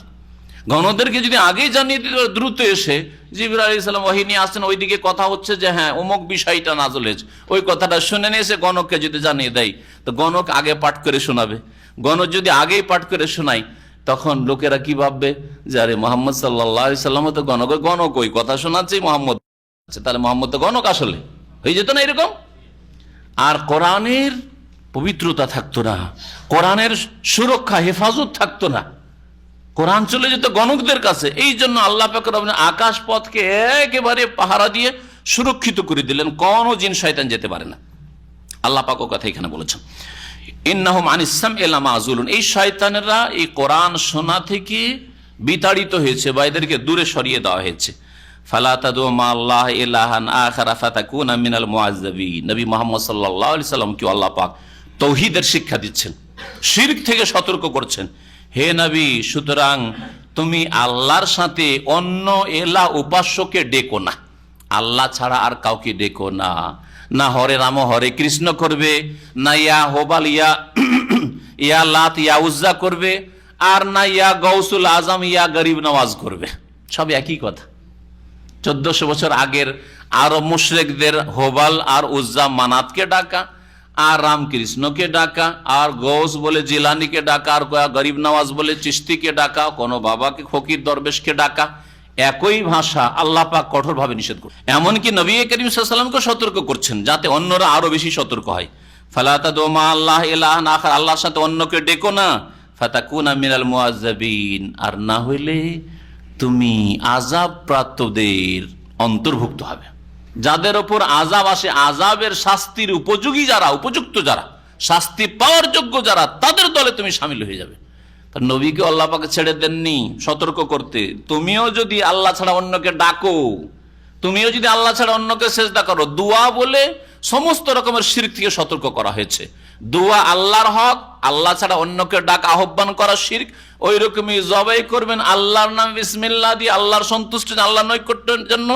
অন্যের নামে জবাই, অন্যের সন্তুষ্টির জন্য জবাই করা, পীর দরবেশ আর মাজারওয়ালার ওই যে কবরে আছে বাবা, তার জন্য জবাই করা, অথবা কোনো দেবদেবীর জন্য জবাই করা, ওইটা একই।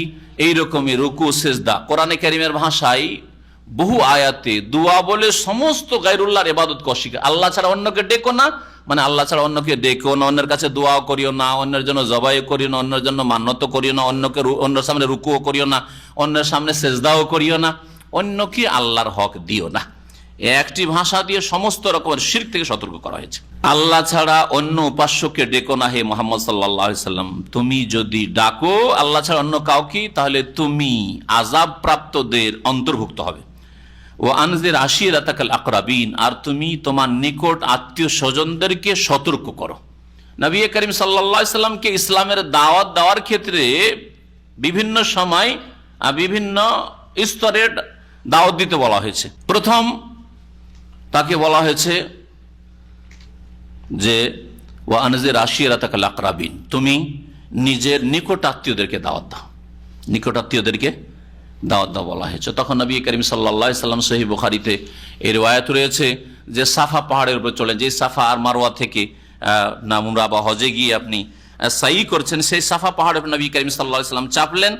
আর চাপার পরে আমভাবে কুরাইশদেরকে ডাকলেন, কুরাইশদের বিভিন্ন গোত্রের নাম ধরে ধরে ডাকলেন, কুরাইশদের বিভিন্ন যে বিশিষ্ট ব্যক্তিদের নাম ধরে ডাকলেন, আর সবাই জমা হয়ে গেল। ইয়া সাবাহা, নবী করিম সাল্লাল্লাহু আলাইহি সাল্লাম জাহেলিয়াতের যুগে কোন শত্রুর যদি আক্রমণের আশঙ্কা ঘনিয়ে আসতো, যে শত্রু পক্ষ চলে এসছে, হঠাৎ করে কাউকে সতর্ক করতে হবে, কোনো জাতিকে সতর্ক করতে হবে, তো তারা এইভাবে চিৎকার করে ডাক দিত, ইয়া সাবাহা। সাবাহা মানে হচ্ছে হাই সকালে ভোরের অন্ধকারে আক্রমণ হইতে যাচ্ছে, আক্রমণ হইতে যাচ্ছে, সাবধান। আর বিছানা থেকে লাফ দিয়ে সব উঠে পড়েছে, অস্ত্র নিয়ে প্রস্তুতি কি হতে যাচ্ছে। তো নবী করিম সাল্লাল্লাহু আলাইহি সাল্লাম এইভাবে দাওয়াত দিয়েছিলেন তাদেরকে। আর পাহাড়ের উপরে চড়ে আছেন, সবাই হাজির হইল। হ্যাঁ, আবু লাহাব হাজির হয়েছে, আরবদের নেতারা হাজির হয়েছে, বংশধর হাজির হয়েছে। আবু লাহাব নবী সাল্লাল্লাহু আলাইহি সাল্লামের চাচা, কট্টর দুশমন। প্রথম অবস্থায় যখন এই আয়াত নাজিল হয়, নবী করিম সাল্লাল্লাহু আলাইহি সাল্লাম ওই হাদিস থেকে এখান থেকে আপনাদেরকে শোনাই, যাতে বুঝতে আরো সুবিধা হবে। বলছেন যে নবী করিম সাল্লাল্লাহু আলাইহি ওয়াসাল্লামের উপর যখন এই আয়াত নাযিল হলো, ওয়া আনজির আশিরাতাকাল আকরাবিন, আতান নবী সাল্লাল্লাহু আলাইহি ওয়াসাল্লাম সাফার উপর নবী সাল্লাল্লাহু আলাইহি ওয়াসাল্লাম চললেন, ফাসাইদা আলাইহি সুম্মা নাদা, ডাক দিলেন, ইয়া সাবাহা ফাজতামান নাসু ইলাইহি বাইনা রাজুল ইয়াজিউ ইলাইহি বাইনা রাজুলিন ইয়াবাসু রাসূলা। দৌড় দিয়ে ছুটে আসছে, আর কে বলছে ডাকো ডাকো, সবকে ডাকো, কি হয়েছে, ডাকো ডাকো। সব হাজির। ফাকালা রাসূলুল্লাহ রাসূলুল্লাহ বললেন, ইয়া বানি আব্দুল মুত্তালিব, হে আব্দুল মুত্তালিবের বংশধর, ইয়া বানি ফেহের, হে ফেহেরের বংশধর, হে ইয়া বানি লুয়াই, হে লুয়াইয়ের বংশধর। আর আইতুম, এক একটি করে ডাক দিলেন সবকে। তারপর বাচ্চা বলো তো, লাউ আখবারতুকুম আন্না খাইলান বিসাফি হাযাল জাবালে তুরিদু আন তুগীরা আলাইকুম সাদ্দাকতুমুনি, যদি তোমাদেরকে বলি যে এই পাহাড়ে আমি চড়ে আছি, আর পাহাড়ের পিছন দিকে তোমরা কিন্তু দেখতে পাচ্ছ না, ওইদিকে তোমাদের জনবস্তি নেই, ওই দিক থেকে শত্রু পক্ষ তোমাদের উপর আক্রমণ করতে যাচ্ছে, হানা দিতে যাচ্ছে, আসাদ্দাকতুমুনি, বিশ্বাস করবে আমাকে না বিশ্বাস করবে না, বলো তো দেখি। তখন তারা বলছে, কালু নাম, হ্যাঁ অবশ্যই বিশ্বাস করবে। ইয়া মুহাম্মদ মা জাররাবনা আলাইকা ইল্লা সিদকান, এই 40 বছর তোমার বয়স হয়ে যাচ্ছে, জীবনে তোমাকে কোনো সত্য ছাড়া মিথ্যা কথা বলতেই শুনিনি, কি করে তোমাকে বিশ্বাস করবো না? অবশ্যই তোমাকে বিশ্বাস করব, তুমি যদি বলো অবশ্যই বিশ্বাস করি। তাআলা তখন নবী করিম সাল্লাল্লাহু আলাইহি ওয়াসাল্লাম এই ভূমিকার পরে বললে, ফাইন্নী নাযীরুন লাকুম বাইনা ইয়াদাই আযাবিন শাদীদ, কঠোর আল্লাহ পাকের আযাবের সামনে তোমাদেরকে আমি সতর্ক করছি। দেখো এখনো সতর্ক, সাবধান হয়ে যাও, আল্লাহকে ভয় করো, আল্লাহ পাকের প্রতি ঈমান নিয়ে আসো, রাসূলের প্রতি ঈমান নিয়ে এসো, আমি তোমাদের জন্য রাসূল হয়ে এসেছি। ফাকাল আবু লাহাব, এই কট্টর দুশমন চাচা, আর আপনজন শত্রু হলে বেশি কষ্ট লাগে। নবী করিম সাল্লাল্লাহু আলাইহি ওয়াসাল্লাম সিরাত থেকে এই শিক্ষাও নিতে হবে, আপনার আপনজন কট্টর শত্রু হইতে পারে, দুশমন হইতে পারে। আবু লাহাব বলে উঠলো, তাব্বান লাকা সাইর আল ইয়াউম, আজকের দিন হে মুহাম্মদ তোমার সর্বনাশ হোক, তোমার ধ্বংস হোক। তাব্বা বলেছিল, তাব্বান লাকা, মুহাম্মদ তুমি ধ্বংস হও আজকে। আউযু বিল্লাহ। আমা দাওতানা ইল্লা লিহাযা, অন্য হাদিসে রয়েছে যে এই জন্য তুমি আলে হাজা জামাতানা, এই ভাষা দিয়ে বলেছো, এই জন্য আমাদেরকে একত্রিত করেছো, এই জন্য আমাদেরকে ডেকেছো চিৎকার করে তুমি। সেই সময় আল্লাহ পাক রব্বুল আলামিন সূরা এই আবি লাহাব নাযিল করলেন। সূরা লাহাব, ওয়ানজা তাব্বাত ইয়াদা আবি লাহাব, মোহাম্মদ ধ্বংস হবে না, আবু লাহাব শোনো, আবু লাহাবের 2 হাত ধ্বংস হোক, ওয়াতাবার সেও নিজে ধ্বংস হোক, তার বিবিও ধ্বংস হোক, সব ধ্বংস হোক। আল্লাহ পাক বলেছেন কিয়ামত পর্যন্ত এই আবু লাহাবের ধ্বংসের আয়াত আর সূরা পাঠ হইতেই আছে। আর কত অসংখ্য মানুষ যে পাঠ করছে, তাই না? জি। তো নবী করিম সাল্লাল্লাহু আলাইহি ওয়াসাল্লাম যারা শত্রুতা করবে তাদের দশা এরকমই হবে। বুখারী, মুসলিম, তিরমিজি, নাসাইতে হাদিসটি রয়েছে। নবী করিম সাল্লাল্লাহু আলাইহি ওয়াসাল্লামের উপর যখন এই আয়াত নাযিল হয় তখন ফাতেমাকে ডেকে, ইয়া ফাতেমা বিনতে মুহাম্মদ, হে মুহাম্মদের মেয়ে ফাতেমা, ইয়া সাফিয়া ইবনাত আব্দুল মুত্তালিব, হে আব্দুল মুত্তালিবের বেটি সাফিয়া, অর্থাৎ নবী সাল্লাল্লাহু আলাইহি ওয়াসাল্লামের ফুফুকে ডেকেছিলেন।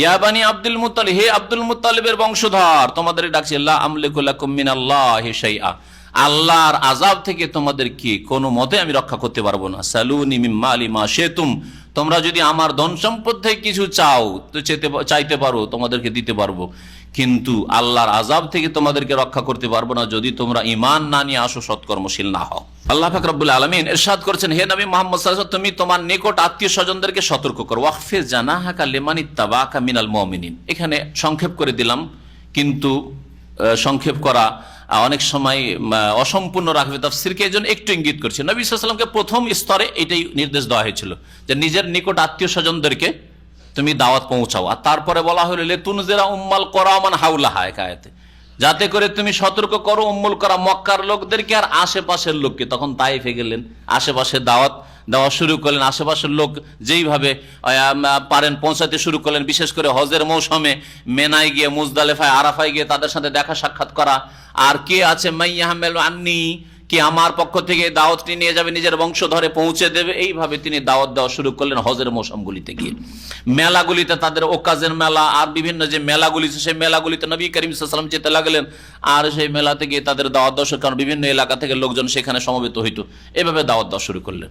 এটা দ্বিতীয় স্তর ছিল। তৃতীয় স্তরে নবী করিম সাল্লাল্লাহু আলাইহি সাল্লামের দাওয়াত দূরে দেওয়া শুরু করলেন। আল্লাহ পাক কোরআনে কারীমের এইরকম অনেকগুলি আয়াত রয়েছে যে আয়াতগুলো সারা বিশ্বের জন্য নবী সাল্লাল্লাহু আলাইহি ওয়াসাল্লামের দাওয়াতে কথা বলা হয়েছে। লে উনজিরাকুম বিহি ওয়া মান বালাগ, যাতে করে তোমাদেরকে আমি কোরআন দিয়ে সতর্ক করি আর যার কাছে কোরআনের দাওয়াত পৌঁছিবে, মানে সবার জন্য, সবার জন্য। ইয়া আইয়ুহান নাস ইন্নী রাসূলুল্লাহি ইলাইকুম জামিআ, আমি তোমাদের সকলের জন্য রাসূল হয়ে এসেছি। এরকম অনেকগুলি আয়াত রয়েছে কোরআনে কারীমের বিভিন্ন জায়গায়। যেমন আল্লাহ পাক রব্বুল আলামিন আরো ইরশাদ করেছেন যে ওয়ামান ইয়াকফুর বিহি মিনাল আহজাবি ফান্নারু মাউইদুহু, যেই ব্যক্তি যে কোনো সম্প্রদায়ের, মিনাল আহজাব, যে কোনো দলের, যে কোনো জাতির কেউ যদি এই কোরআনকে অস্বীকার করে, কোরআনকে অস্বীকার করে, আফ্রিকান হোক, ইউরোপিয়ান হোক, আর আপনার চাইনিজ হোক, যে কোনো শাকল সুরাতের, আর এশিয়ান হোক, যেখানকারই হোক না কেন, আর যে কোনো রং বর্ণের হোক না কেন, ভাষাভাষী হোক না কেন, ওয়ামান ইয়াকফুর বিহি মিনাল আহজাব, যে কোনো দলের কেউ যদি এই কোরআনকে অস্বীকার করে, ফান্নারু মাউইদুহু, তাহলে জাহান্নাম হচ্ছে তার সাথে প্রতিশ্রুতি, তার সাথে ওয়াদা, জাহান্নামের ওয়াদা থাকলো তার সাথে। আল্লাহ পাক জাহান্নাম ছাড়া আর কিছু দেবেন না। যারা কোরআনকে অস্বীকার করবে, কোরআন নিয়ে এসেছেন যেই রাসূল, সেই রাসূলকে অস্বীকার করবে, কোরআন যিনি নাজিল করেছেন তাকে, আল্লাহ পাকের ওয়াহদানিয়তকে অস্বীকার করবে, তাদের জন্য জাহান্নামের ওয়াদা রয়েছে। সহিহ মুসলিমের হাদিসটা ওইখানে শুনিয়ে দিন। নবী করিম সাল্লাল্লাহু আলাইহি ওয়াসাল্লাম বলেছেন, ওয়াল্লাযী নাফসি বিয়াদি, সে আল্লাহর শপথ করে বল যার হাতে আমার প্রাণ রয়েছে, লা ইয়াসমাউ বি আহাদুম মিন হাযিহিল উম্মতি ইয়াহুদিয়ুন আও নাসরানী, আমার সম্পর্কে এই উম্মতের, মানে এই জাতির যেই কেউ যদি শুনে, সে ইহুদি হোক অথবা নাসরানি খ্রিস্টান হোক, সুম্মা লা ইউমিনু বিহি, শোনার পরে যদি ঈমান না নিয়ে আসে, বিশ্বাস না করে যে মুহাম্মদকে মানব না, ও আরবদের রাসূল, আমাদের না, ইউরোপিয়ানদের নয়, রোমানদের নয়, পার্সিয়ানদের নয়, এই বলে কেউ যদি অস্বীকার করে, তাহলে কি হবে? ইল্লা দাখালান নার, সে কোথায় যাবে? জাহান্নামে যাবে। নবী করিম সাল্লাল্লাহু আলাইহি ওয়াসাল্লাম, সহিহ মুসলিমের হাদিস। আল্লাহ পাক রব্বুল আলামিন তারপরে নবী সাল্লাল্লাহু আলাইহি ওয়াসাল্লামকে আরেকটি উপদেশ দিচ্ছেন, সেটা হচ্ছে চরিত্রের ক্ষেত্রে। ওয়াকফিজ জানাহাকা লিমান ইত্তাবাকা মিনাল মুমিনিন, হে নবী মুহাম্মদ সাল্লাল্লাহু আলাইহি ওয়াসাল্লাম, তুমি তোমার অনুকম্পার ডানা বা দয়ার ডানাকে প্রসারিত করো। খাফাজা মানে ঝুঁকিয়ে দেওয়া, ডানা ঝুঁকানো বলা হয়েছে, এটা হচ্ছে ভাষার অলংকার। কারণ পাখি নিজের বাচ্চাকে আদর করলে বা বাচ্চার হেফাজত করলে কি করে? ডানা মেলে দেয়, ডানা মেলে নিজের বুকের তলায় বা ডানার তলায় নিয়ে নেয়, যাতে করে কোনো শত্রুর আশঙ্কা না থাকে, তাই না? বা শত্রু থেকে হেফাজত করতে পারে। তো আল্লাহ পাক রব্বুল আলামিন ওই রকমের নবী করিম সাল্লাল্লাহু আলাইহি ওয়াসাল্লাম বলছে তোমার ডানাকে ঝুঁকিয়ে দাও। তো মানুষের কি ডানা আছে ডানা ঝুঁকাবেন? এই জন্য বললাম যে হে নবী মুহাম্মদ সাল্লাল্লাহু আলাইহি ওয়াসাল্লাম তোমার বাহু তুমি প্রসারিত করো। কিসের বাহু? দয়ার বাহু বা অনুকম্পার বাহু তোমার প্রসারিত করো। কার জন্য? লিমানিত্তাবাকা মিনাল মুমিনিন, তোমার অনুসারী মুমিনদের উদ্দেশ্যে। তাহলে যারা ইমানদার হবে, মুমিন হবে, মুসলিম হবে, তাদের সাথে বিশেষভাবে সদাচরণ করতে হবে, নম্রভাষী হইতে হবে। যে কোনো মানুষের সাথে নম্রভাষী হইতে হবে, কারণ আপনাকে তাদের অন্তরে প্রবেশ করতে হবে, অন্তরে তাদের আল্লাহ পাকের বিধান নামাবার চেষ্টা করতে হবে। এতে কোনো সন্দেহ না যে কোনো মানুষের সাথে আল্লাহ পাক ভালো ব্যবহার করতে বলেছেন, কিন্তু বিশেষভাবে আল্লাহ পাকের নির্দেশ যে তোমার অনুসারী যারা মুমিন তাদের সাথে তুমি নম্র আচরণ করো, তোমার দয়ার বাহু প্রসারিত করে দাও।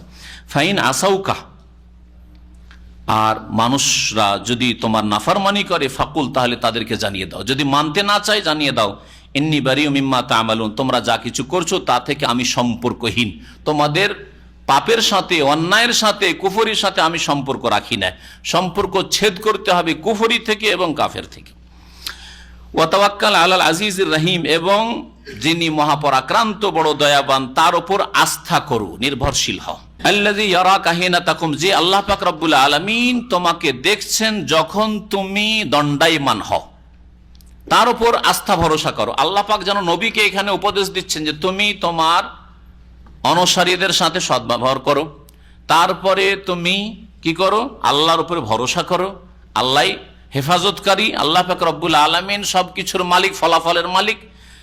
যে আল্লাহ পাক তোমাকে দেখছেন যখন তুমি দণ্ডায়মান হও। কোথা থেকে দণ্ডায়মান হও? একটা তাফসীর হচ্ছে যখন দাঁড়াও, যখনই দাঁড়িয়ে থাকো আল্লাহ পাক দেখছেন।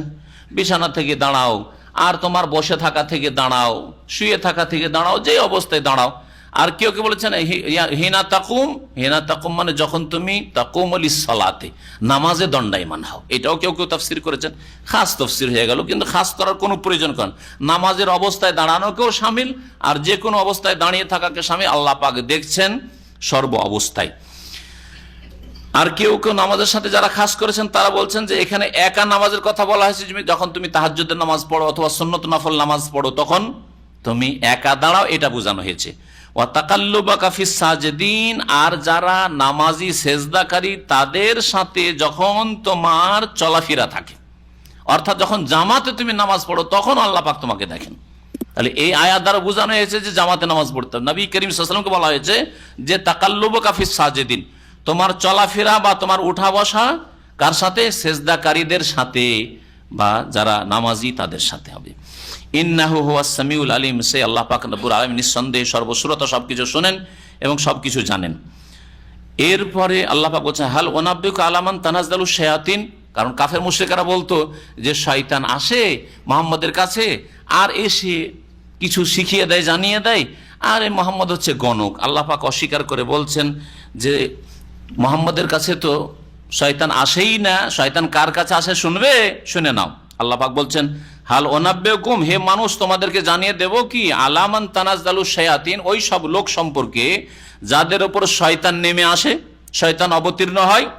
তানাজ্জালু আলা কুল্লি আফাকিন আসিম, শয়তান নেমে আসে প্রত্যেক মিথ্যুক। আফাক, ইফক মানে মিথ্যা, বা মিথ্যা যে অপবাদ দেয় এই ইফক বলা হয়। আফাক মানে মহামিথ্যাবাদী, চরম যে মিথ্যাবাদী, আর আসিম চরম পাপিষ্ট, যে পাপিষ্ট আর চরম মিথ্যাবাদী তার কাছে শয়তান নেমে আসে। আর মুহাম্মদ সাল্লাল্লাহু আলাইহি সাল্লাম সম্পর্কে তোমরা ভালো করে জানো যে জীবনে একটা মিথ্যা কথা বলেন, তাহলে তার কাছে শয়তান কি করে আসতে পারে? শয়তান নেমে আসে যে চরম মিথ্যাবাদী আর চরম পাপিষ্ট, সবসময় পাপে ডুবে থাকে, নাপাকি ডুবে থাকে, অন্তর নাপাক, শরীর নাপাক, কখনো পাক পবিত্র হয় না, না ওযু না ফরজ গোসল, এইরকম নাপাকদের কাছে শয়তান থাকে। এইরকম নাপাক জায়গায় যারা থাকে, যেখানে পাপ হচ্ছে, দুর্গন্ধ, ওই সব জায়গায় থাকে শয়তান। এই জন্য গণকদের বাড়িতে বা যেখানে শিরক কুফরি হয় দেখবেন গন্ধে থাকা যাবে না, খুব দুর্গন্ধ থাকে। মানে শয়তানকে যেহেতু ডাকে, এই জন্য নাপাক করে রাখতে হবে, নোংরা করে রাখতে। ইউলকুন আস-সামা, আর এই শয়তানরা কি করে? কান পেতে থাকে। ইউলকুন আস-সামা, শয়তানরা কান পাতে, আকাশ পথে গিয়ে কান পেতে থাকে। যে ফেরেশতারা কি আলোচনা করছে, ওপরে কি হচ্ছে, ওগুলো শুনবো, শোনার পরে গণকদেরকে শোনাবো। এটা তাহলে ইউলকুনা সামা, শয়তানদের সম্পর্কে বলা হয়েছে জিন শয়তান কান পেতে থাকে। আর কেউ কেউ বলেছেন যে না, এটা গণকদের সম্পর্কে বলা হয়েছে, শয়তানরা একটা কথা শুনে নাই। যেমন নবী সাল্লাল্লাহু আলাইহি ওয়াসাল্লামের এই মর্মে বেশ কিছু হাদিস রয়েছে যে গণকরা কি করে সত্য কথা বলে। 100টা মিথ্যার মধ্যে একটা সত্য থাকে আসলে। নবী করিম সাল্লাল্লাহু আলাইহি ওয়াসাল্লামের হাদিস রয়েছে, ওই একটা কথা যে সত্য ঘটে যায় তাতেই লোকেরা বিশ্বাস করা শুরু করে। যে দেখো, এই যে যেমন বলেছিল তেমনটাই হইলো। বলছে যে বিবাহ বিচ্ছেদে বিবাহ টিকবে না, দেখো টিকলো না, লাস্টিং করলো না বিবাহটা। হ্যাঁ, একটা সত্য, বাকি যে 100টা মিথ্যা ওর কোনো খোঁজ খবরই নেই। শয়তানরা ওপরে কান লাগায়, এটা একটা তাফসীর। আর কেউ কেউ বলছেন না, এখানে কান পেতে থাকে মানে গণকরা কান পেতে থাকে, গণকদের কাছে জিন শয়তান নেমে আসে, তখন কান লাগিয়ে বসে থাকে, আর ওই শয়তান তাকে বলতে থাকে যে এই হবে, এই হবে। ওই একটা সত্য আর বাকি মিথ্যা লাগায়। কিছু শয়তান মিথ্যা লাগায় আর গণকরা মিথ্যা লাগায়।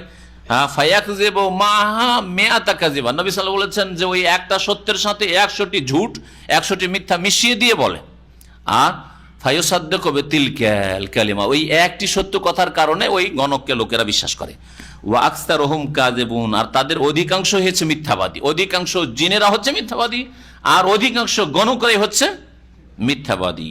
দুই দল সম্পর্কে আল্লাহ বলেছেন ওয়াশ-শুআরা ইয়াত্তাবিউহুমুল গাওয়ুন। এখান থেকে আল্লাহ পাক আর এক সংশয়ের খণ্ডন করছেন, বা আর একটি বিভ্রান্তির, যে কাফের মুশরিকরা নবী সাল্লাল্লাহু আলাইহি ওয়াসাল্লাম থেকে মানুষকে দূরে সরাবার জন্য বলতো যে মুহাম্মদ কবি গো, কাব্য রচনা করছে, এর কাছে কোনো ওহী আসে না, ফেরেশতাও আসে না, এই আল্লাহর কথা নয়, নিজেরই কবি কাব্য রচনা।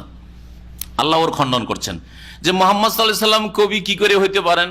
অথচ অধিকাংশ কবিরা এমন হয় যে তাদের ডানে বামে যারা থাকে তারা পথভ্রষ্ট, গোমরা, খারাপ চরিত্রের, তাদের কথা ঠিক নেই। অশ-শুআরা ইয়াত্তাবিউহুমুল গাওয়ুন, আর কবিরা, শায়েরের বহু বচন আছে শুআরা, কবিরা এমন যে ইয়াত্তাবিউহুমুল গাওয়ুন, তাদের পথভ্রষ্টরাই অনুসারী হয়। কবিদের পিছনে ছুটে কারা? পথভ্রষ্টরা অধিকাংশ ক্ষেত্রে। আলাম তারা আন্নাহুম ফি কুল্লি ওয়াদিন ইয়াহিমুন, হে নবী তুমি কি দেখো না যে এই কবিরা কি করে কাব্য রচনার উদ্দেশ্যে ফি কুল্লি ওয়াদিন ইয়াহিমুন, ওয়াদিন মানে হচ্ছে মাঠ, ময়দান বা উপত্যকা, প্রত্যেক ময়দানে এরা উদ্ভ্রান্ত হয়ে ঘুরে বেড়ায়। কবিরা প্রত্যেক ময়দানে কি করে? উদ্ভ্রান্ত হয়ে ঘুরে বেড়ায়। এই ময়দানটা কি? এটা ভাষার ময়দান। একটা হচ্ছে ভাষার ময়দানে, ভাষারও একটা ময়দান আছে, ফিল্ড আছে, জি। আর একটা হচ্ছে মাঠে ঘাটে, দুটোই ঠিক। কবিরাকে দেখবেন যে বিভিন্ন জায়গায় বিভিন্ন দৃশ্য দেখে, নদীর দৃশ্য দেখলো আর বলে দিল যে আমাদের দেশের নদী কি আঁকে বাঁকে চলে। হ্যাঁ, ফুল বাগান দেখলো, দেখ তখন কাল্পনিক কিছু বানিয়ে যা একটু দেখলো আর অতিরঞ্জন করে বাড়িয়ে কিছু বলে দিল। হ্যাঁ, এটা হচ্ছে ভালো দিক, প্রশংসা করার জন্য অতিরঞ্জন করে থাকে। বিভিন্ন মাঠে ঘাটে যেখানে সেখানে পাহাড়ের একটা দৃশ্য দেখলো, হরিণের দৃশ্য দেখলো, সুন্দরবনের দৃশ্য দেখলো, আর একটা কাব্য রচনা করে দিল। এই প্রত্যেক মাঠে ঘাটে যেখানে সেখানে উদ্ভ্রান্ত হয়ে ঘুরে বেড়ায়, এটা হচ্ছে কবিদের চরিত্র সাধারণত। তাহলে মাঠ মানে প্র্যাকটিক্যাল মাঠের কথাই বলা হয়েছে। বিভিন্ন এলাকায় তারা ঘুরে বেড়ায় উদ্ভ্রান্ত হয়ে।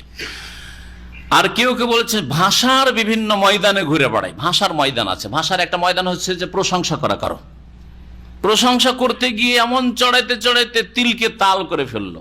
রাজাদের, শাসকদের, আমিরদের প্রশংসা করতে গিয়ে যুগে যুগে কবিরা এমন বাড়াইতো রে বাপরে বাপ, এইরকম মানুষ আর পয়দাই হয়নি, এর মতো মানুষই পয়দা হয়নি। আবার কুৎসা গাইতে যখন শুরু, কুৎসার ময়দান, আর একটা ময়দান হচ্ছে হেজো, কুৎসার ময়দান হচ্ছে মাধা প্রশংসা, একটা হচ্ছে হেজো। কুৎসা যখন গাওয়া শুরু করলো, ব্যঙ্গ করা শুরু করলো, নামাইতে নামাইতে নামাইতে পাতালে মাটিতে পুঁতেই দিল কোন মানুষ।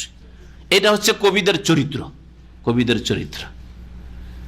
এইরকমই যখন শোক, কারো শোক হয়েছে, শোককে এমন বাড়াইতে লাগলো, শোক সম্পর্কে মার্সিয়া যেটাকে বলা হয়, শোক সম্বলিত যে কবিতা থাকে আরবিতে রাসা বা মার্সিয়া বলা হয়। এমন শোক গীতি গাইতে শুরু করলো যে বাড়াইতে বাড়াইতে কি থেকে কি করে দিল। এইরকম শোক মনে হয় মানব জাতির ইতিহাসে কখনো হয়নি।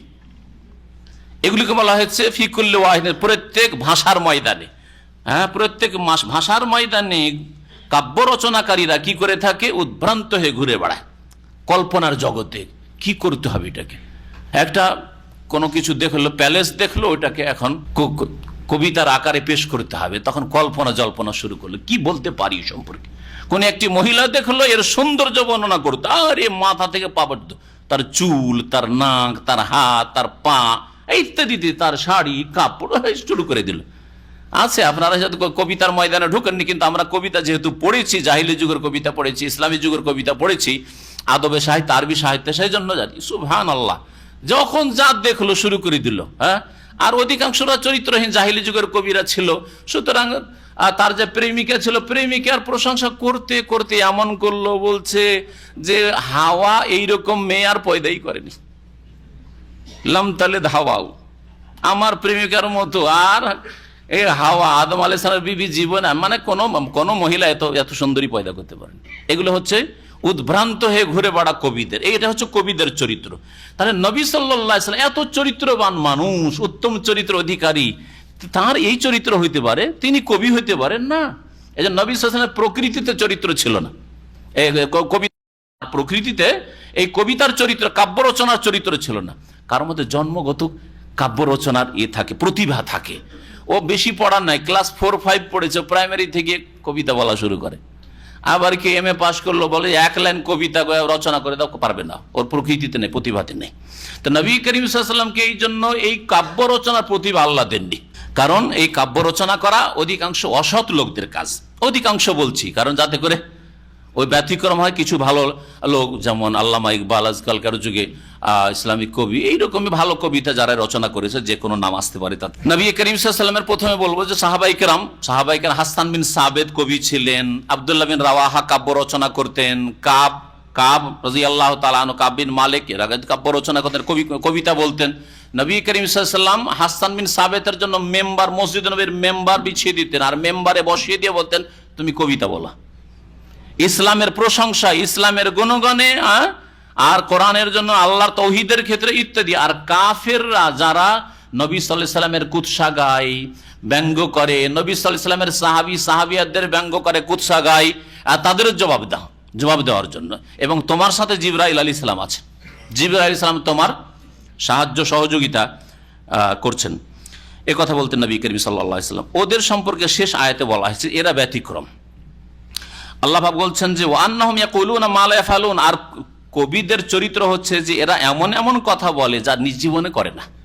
খুব ভালো ভালো চরিত্রের কথা বলে, খুব সততার কথা বলে, খুব ধার্মিকতার কথা বলে, খুব আল্লাহ বিরুদ্ধার কথা বলে, পাপে ডুবে থাকে আর বলে যে পাপ করিও না।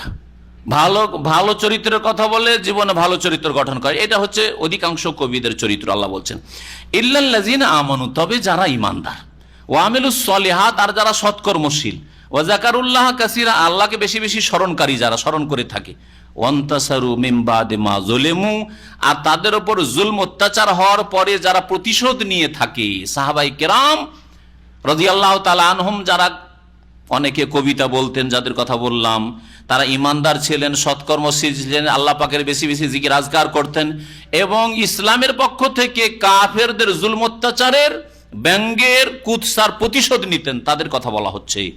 এরা ব্যতিক্রম, এরা সৎকর্মশীল, এরা প্রশংসিত। ওয়াসায়ালামুল্লাযিনা যালামু আইয়া মুনকালাবিন ইয়ানকালিবুন, আর শীঘ্রই নিশ্চিত জানতে পারবে জালেম লোকেরা যে কোনখানে তাদের হচ্ছে প্রত্যাবর্তন স্থল, কোনখানে তারা ফিরে যাচ্ছে। আইয়া মুনকালাবিন, কোন প্রত্যাবর্তন স্থলে, ইয়ানকালিবুন, তারা ফিরে যাচ্ছে, কোন দিকে পরিস্থিতি মোড় নিচ্ছে, সহজ ভাষায় বলতে পারেন, শীঘ্রই জানতে পারবে। অর্থাৎ তারা যদি এই অবস্থায়, কুফরির অবস্থায় থেকে যায়, পাপেই ডুবে থেকে যায়, তাদেরকে নিশ্চিত জাহান্নামে যেতে হবে। তাদের মুনকালাব মানে প্রত্যাবর্তন স্থল হবে জাহান্নাম। এই বলে আল্লাহ পাক রব্বুল আলামিন এই সূরাকে শেষ করেছে। আল্লাহ পাক কোরআন কারীম যেন বুঝার তৌফিক দান করেন, কোরআনে জীবন গড়ার তৌফিক দান করেন, কোরআনী পরিবার গড়ার তৌফিক দান করেন, কোরআন কারীমের সমাজ গড়ার তৌফিক দান করেন, কোরআন কারীম দিয়ে মুসলিম সমাজের শাসকদেরকে দেশ পরিচালনা করার আল্লাহ পাক যেন তৌফিক দান করেন, হিদায়াত দান করেন, মন মানসিকতা দান করেন। আল্লাহ পাক আমাদের অন্তরকে যেন সোজা করে দেন। রব্বানা লা তুযিগ কুলুবানা বা'দা ইয হাদাইতানা ওয়া হাব লানা মিন লাদুনকা রাহমাতান ইন্নাকা আনতাল ওয়াহ্হাব। রব্বানা আতিনা ফিদ দুনিয়া হাসানাহ ওয়া ফিল আখিরাতি হাসানাহ ওয়া কিনা আযাবান নার। ওয়া সাল্লাল্লাহু আলা নাবিয়িনা মুহাম্মদ ওয়া আলা আলিহি ওয়া সাহবিহি আজমাইন। নবী করিম সাল্লাল্লাহু আলাইহি ওয়াসাল্লাম মের শত্রু ছিল না? ছিল না? নবী করিম সাল্লাল্লাহু আলাইহি ওয়াসাল্লাম চাইতে বেশি কেউ সত্যবাদী ছিল? হ্যাঁ, আমরা তো পায়ের কাছে পৌঁছিতে পারবো। আল্লাহ যেন অনুসারী হওয়ার তৌফিক দান করে, তাই না? আমাদের কত আমলের ত্রুটি, আকীদারও দুর্বলতা, ইমানের দুর্বলতা, ইবাদতের দুর্বলতার শেষ নাই। সুতরাং আমাদের একবার বাইরেতে বলছেন যে আমাদের সমালোচনা করে, শত্রুতা করে কোন দল, তো করবেই, করতে থাকবে, কারণ আমাদের দুর্বলতা আছে, স্বাভাবিক হইতে পারে। আর তারপরে যদি আমাদের দিনের দাওয়াত কোরআন এবং হাদিস ভিত্তিক হয়, তার জন্য আমরা চেষ্টা করি, আর তার শত্রুতা করে, তো আমাদের সাথে ব্যক্তিগত শত্রুতা নেই, তাদের শত্রুতা আছে কোরআন হাদিসের দাওয়াতের সাথে। তাওহীদের সাথে শত্রুতা, কারণ তারা শিরক বিদআত করে। সুন্নতের সাথে শত্রুতা, কারণ তারা বিদআতে লিপ্ত রয়েছে। কোরআন এবং হাদিসের প্ল্যাটফর্মে আসতে চাই না, আমরা কোরআন এবং হাদিসের প্ল্যাটফর্মে নিয়ে আসতে চাই, যে একই প্ল্যাটফর্মে হাজির হন, ওরা আসতে চায় না, সেই জন্য শত্রুতা করে, ও শত্রুতা করবে। আর তারপরে মনে রাখবেন যে কোরআন এবং হাদিসের শত্রুতা করে কেউ কামিয়াব হয়নি। কোরআন এবং হাদিসের শত্রুতা করে আবু জাহল, আবু লাহাব কামিয়াব হয়নি। হ্যাঁ, কোন যুগের জালেমরা কামিয়াব হয়নি নবী রাসূলদের দাওয়াতের শত্রুতা করে। সুতরাং আমরা মনে করি যে কোরআন এবং হাদিসের আমরা দাওয়াত দিচ্ছি, আল্লাহ পাক বাকি ভুল ভ্রান্তি, আমাদের আমলের ত্রুটি, ইমানের দুর্বলতা মাফ করেন। কেউ যদি শত্রুতা করে আমাদের কিছুই করতে পারবে না। ওয়াইন তাসবিরু ওয়া তাত্তাকু লা ইয়াদুররুকুম কাইদুহুম শাইআ। ধৈর্য ধারণ করো, গাল দিলে আমরা গাল দেব না, হ্যাঁ, আমরা অশ্লীল ভাষা ব্যবহার করব না, আমরা বাড়াবাড়ি করব না, আল্লাহ পাক মাফ করেন। তারপরে সবর আর তাকওয়া যদি থাকে, আল্লাহ বলছেন যে তাদের ষড়যন্ত্র, তাদের শত্রুতা তোমাদের কোনো ক্ষতি করতে পারবে না, কোনো ক্ষতি করতে পারবে না। এই জন্য আমরা ওইসব নিয়ে চিন্তা করি না। কে শত্রুতা করছে, করতে দেন, তার জন্য তার পরিণাম ভুগতে হবে, এবং আল্লাহ পাকের আযাব সবার জন্য রয়েছে, আল্লাহ পাকের আযাব সবার জন্য রয়েছে। নবী করিম সাল্লাল্লাহু আলাইহি ওয়াসাল্লাম এই শিরক বিদআতি কবিতা ভালোবাসেন না, যাতে হয়েছে তারা হামিয়া নবী আল্লাহ তারাহাম, হে আল্লাহর নবী রহম করুন, হে আল্লাহর নবী রহম করুন। আল্লাহ পাক হেদায়েত দান করে। এত বড় শিরক থাকা সত্ত্বেও যদি ওই কিতাব থেকে তওবা না করে, তাহলে আর কখন তওবার আল্লাহ তৌফিক দেবে। এক ভাই জিজ্ঞাসা করেছেন যে মৃত ব্যক্তির জানাজার ঘোষণার জন্য মসজিদের মাইক ব্যবহার করা, এই ক্ষেত্রে না করাই ভালো, কারণ এটা ঘোষণা এমনভাবে হচ্ছে অনেক ওলামারা আপত্তি করবে। যদি আপনার এলাকার গ্রামবাসী বা এলাকার আলেমরা আপত্তি করে, তাহলে করিয়েন না। একদল বলছে জাহিলিয়াতের যুগে পাহাড়ের উপরে চিৎকার করে ঘোষণা করতো, ওর মতো হয়ে যাচ্ছে, সেই জন্য না যায়। আর একদল বলছে যে না, ওইটা উদ্দেশ্য না, এটা হচ্ছে শুধু জানাজার টাইমটা বলে দেওয়ার জন্য, আর কখন দাফন হবে জানিয়ে দেওয়ার জন্য, লোকজন জেনে যাতে করে জানাজায় শরিক হয়, সেই জন্য জায়েজ। আর জাহিলিয়াতের যুগে অন্যরকম ভাবে ঘোষণা হইতো। জাহিলিয়াতের যুগে বলা হয়তো যে এই লোক এইরকম ছিল, গুণাবলী বর্ণনা করা হতো, এই লোক ছিল, এই জাদরের লোক ছিল, এর দ্বারা এই হয়েছে, সেই হয়েছে, এই করেছে, সেই করেছে, প্রশংসামূলক বাড়াবাড়ি কথাবার্তা বলতো, সেই জন্য নিষেধ করা হয়েছে। আজকেও যদি কেউ মাইক ব্যবহার করে শহরে শহরে আর বলে আল্লাহ অমুক সাহেব এমপি সাহেব ছিলেন, তার দ্বারা আমাদের রাস্তাঘাট হয়েছে, দেশের অনেক উন্নতি হয়েছে, এই আলেমে দিন ছিলেন, তার দ্বারা দিন ইসলামের অনেক খেদমত হয়েছে, এগুলো যদি রাস্তাঘাটে বলে বেড়ায় তার ইন্তেকালের পরে, তাহলে না যায়জ, তাহলে সেটা নিষেধ করা জাহিলিয়াতের যুগের সাদৃশ্যতা, আর সেই জন্য সেটা না যায়জ। কিন্তু যদি শুধু এতটুকু বলে যে অমুকের ইন্তেকাল হয়েছে, বিকাল 4টার সময় জানাজা হবে, অথবা দুপুর 12টার সময় জানাজা হবে, অমুক জায়গায় ইত্যাদি ইত্যাদি, অমুক কবরস্থানে দাফন হবে, তো কোনো দোষ নেই আমার মনে হয়। আল্লাহু আ'লাম।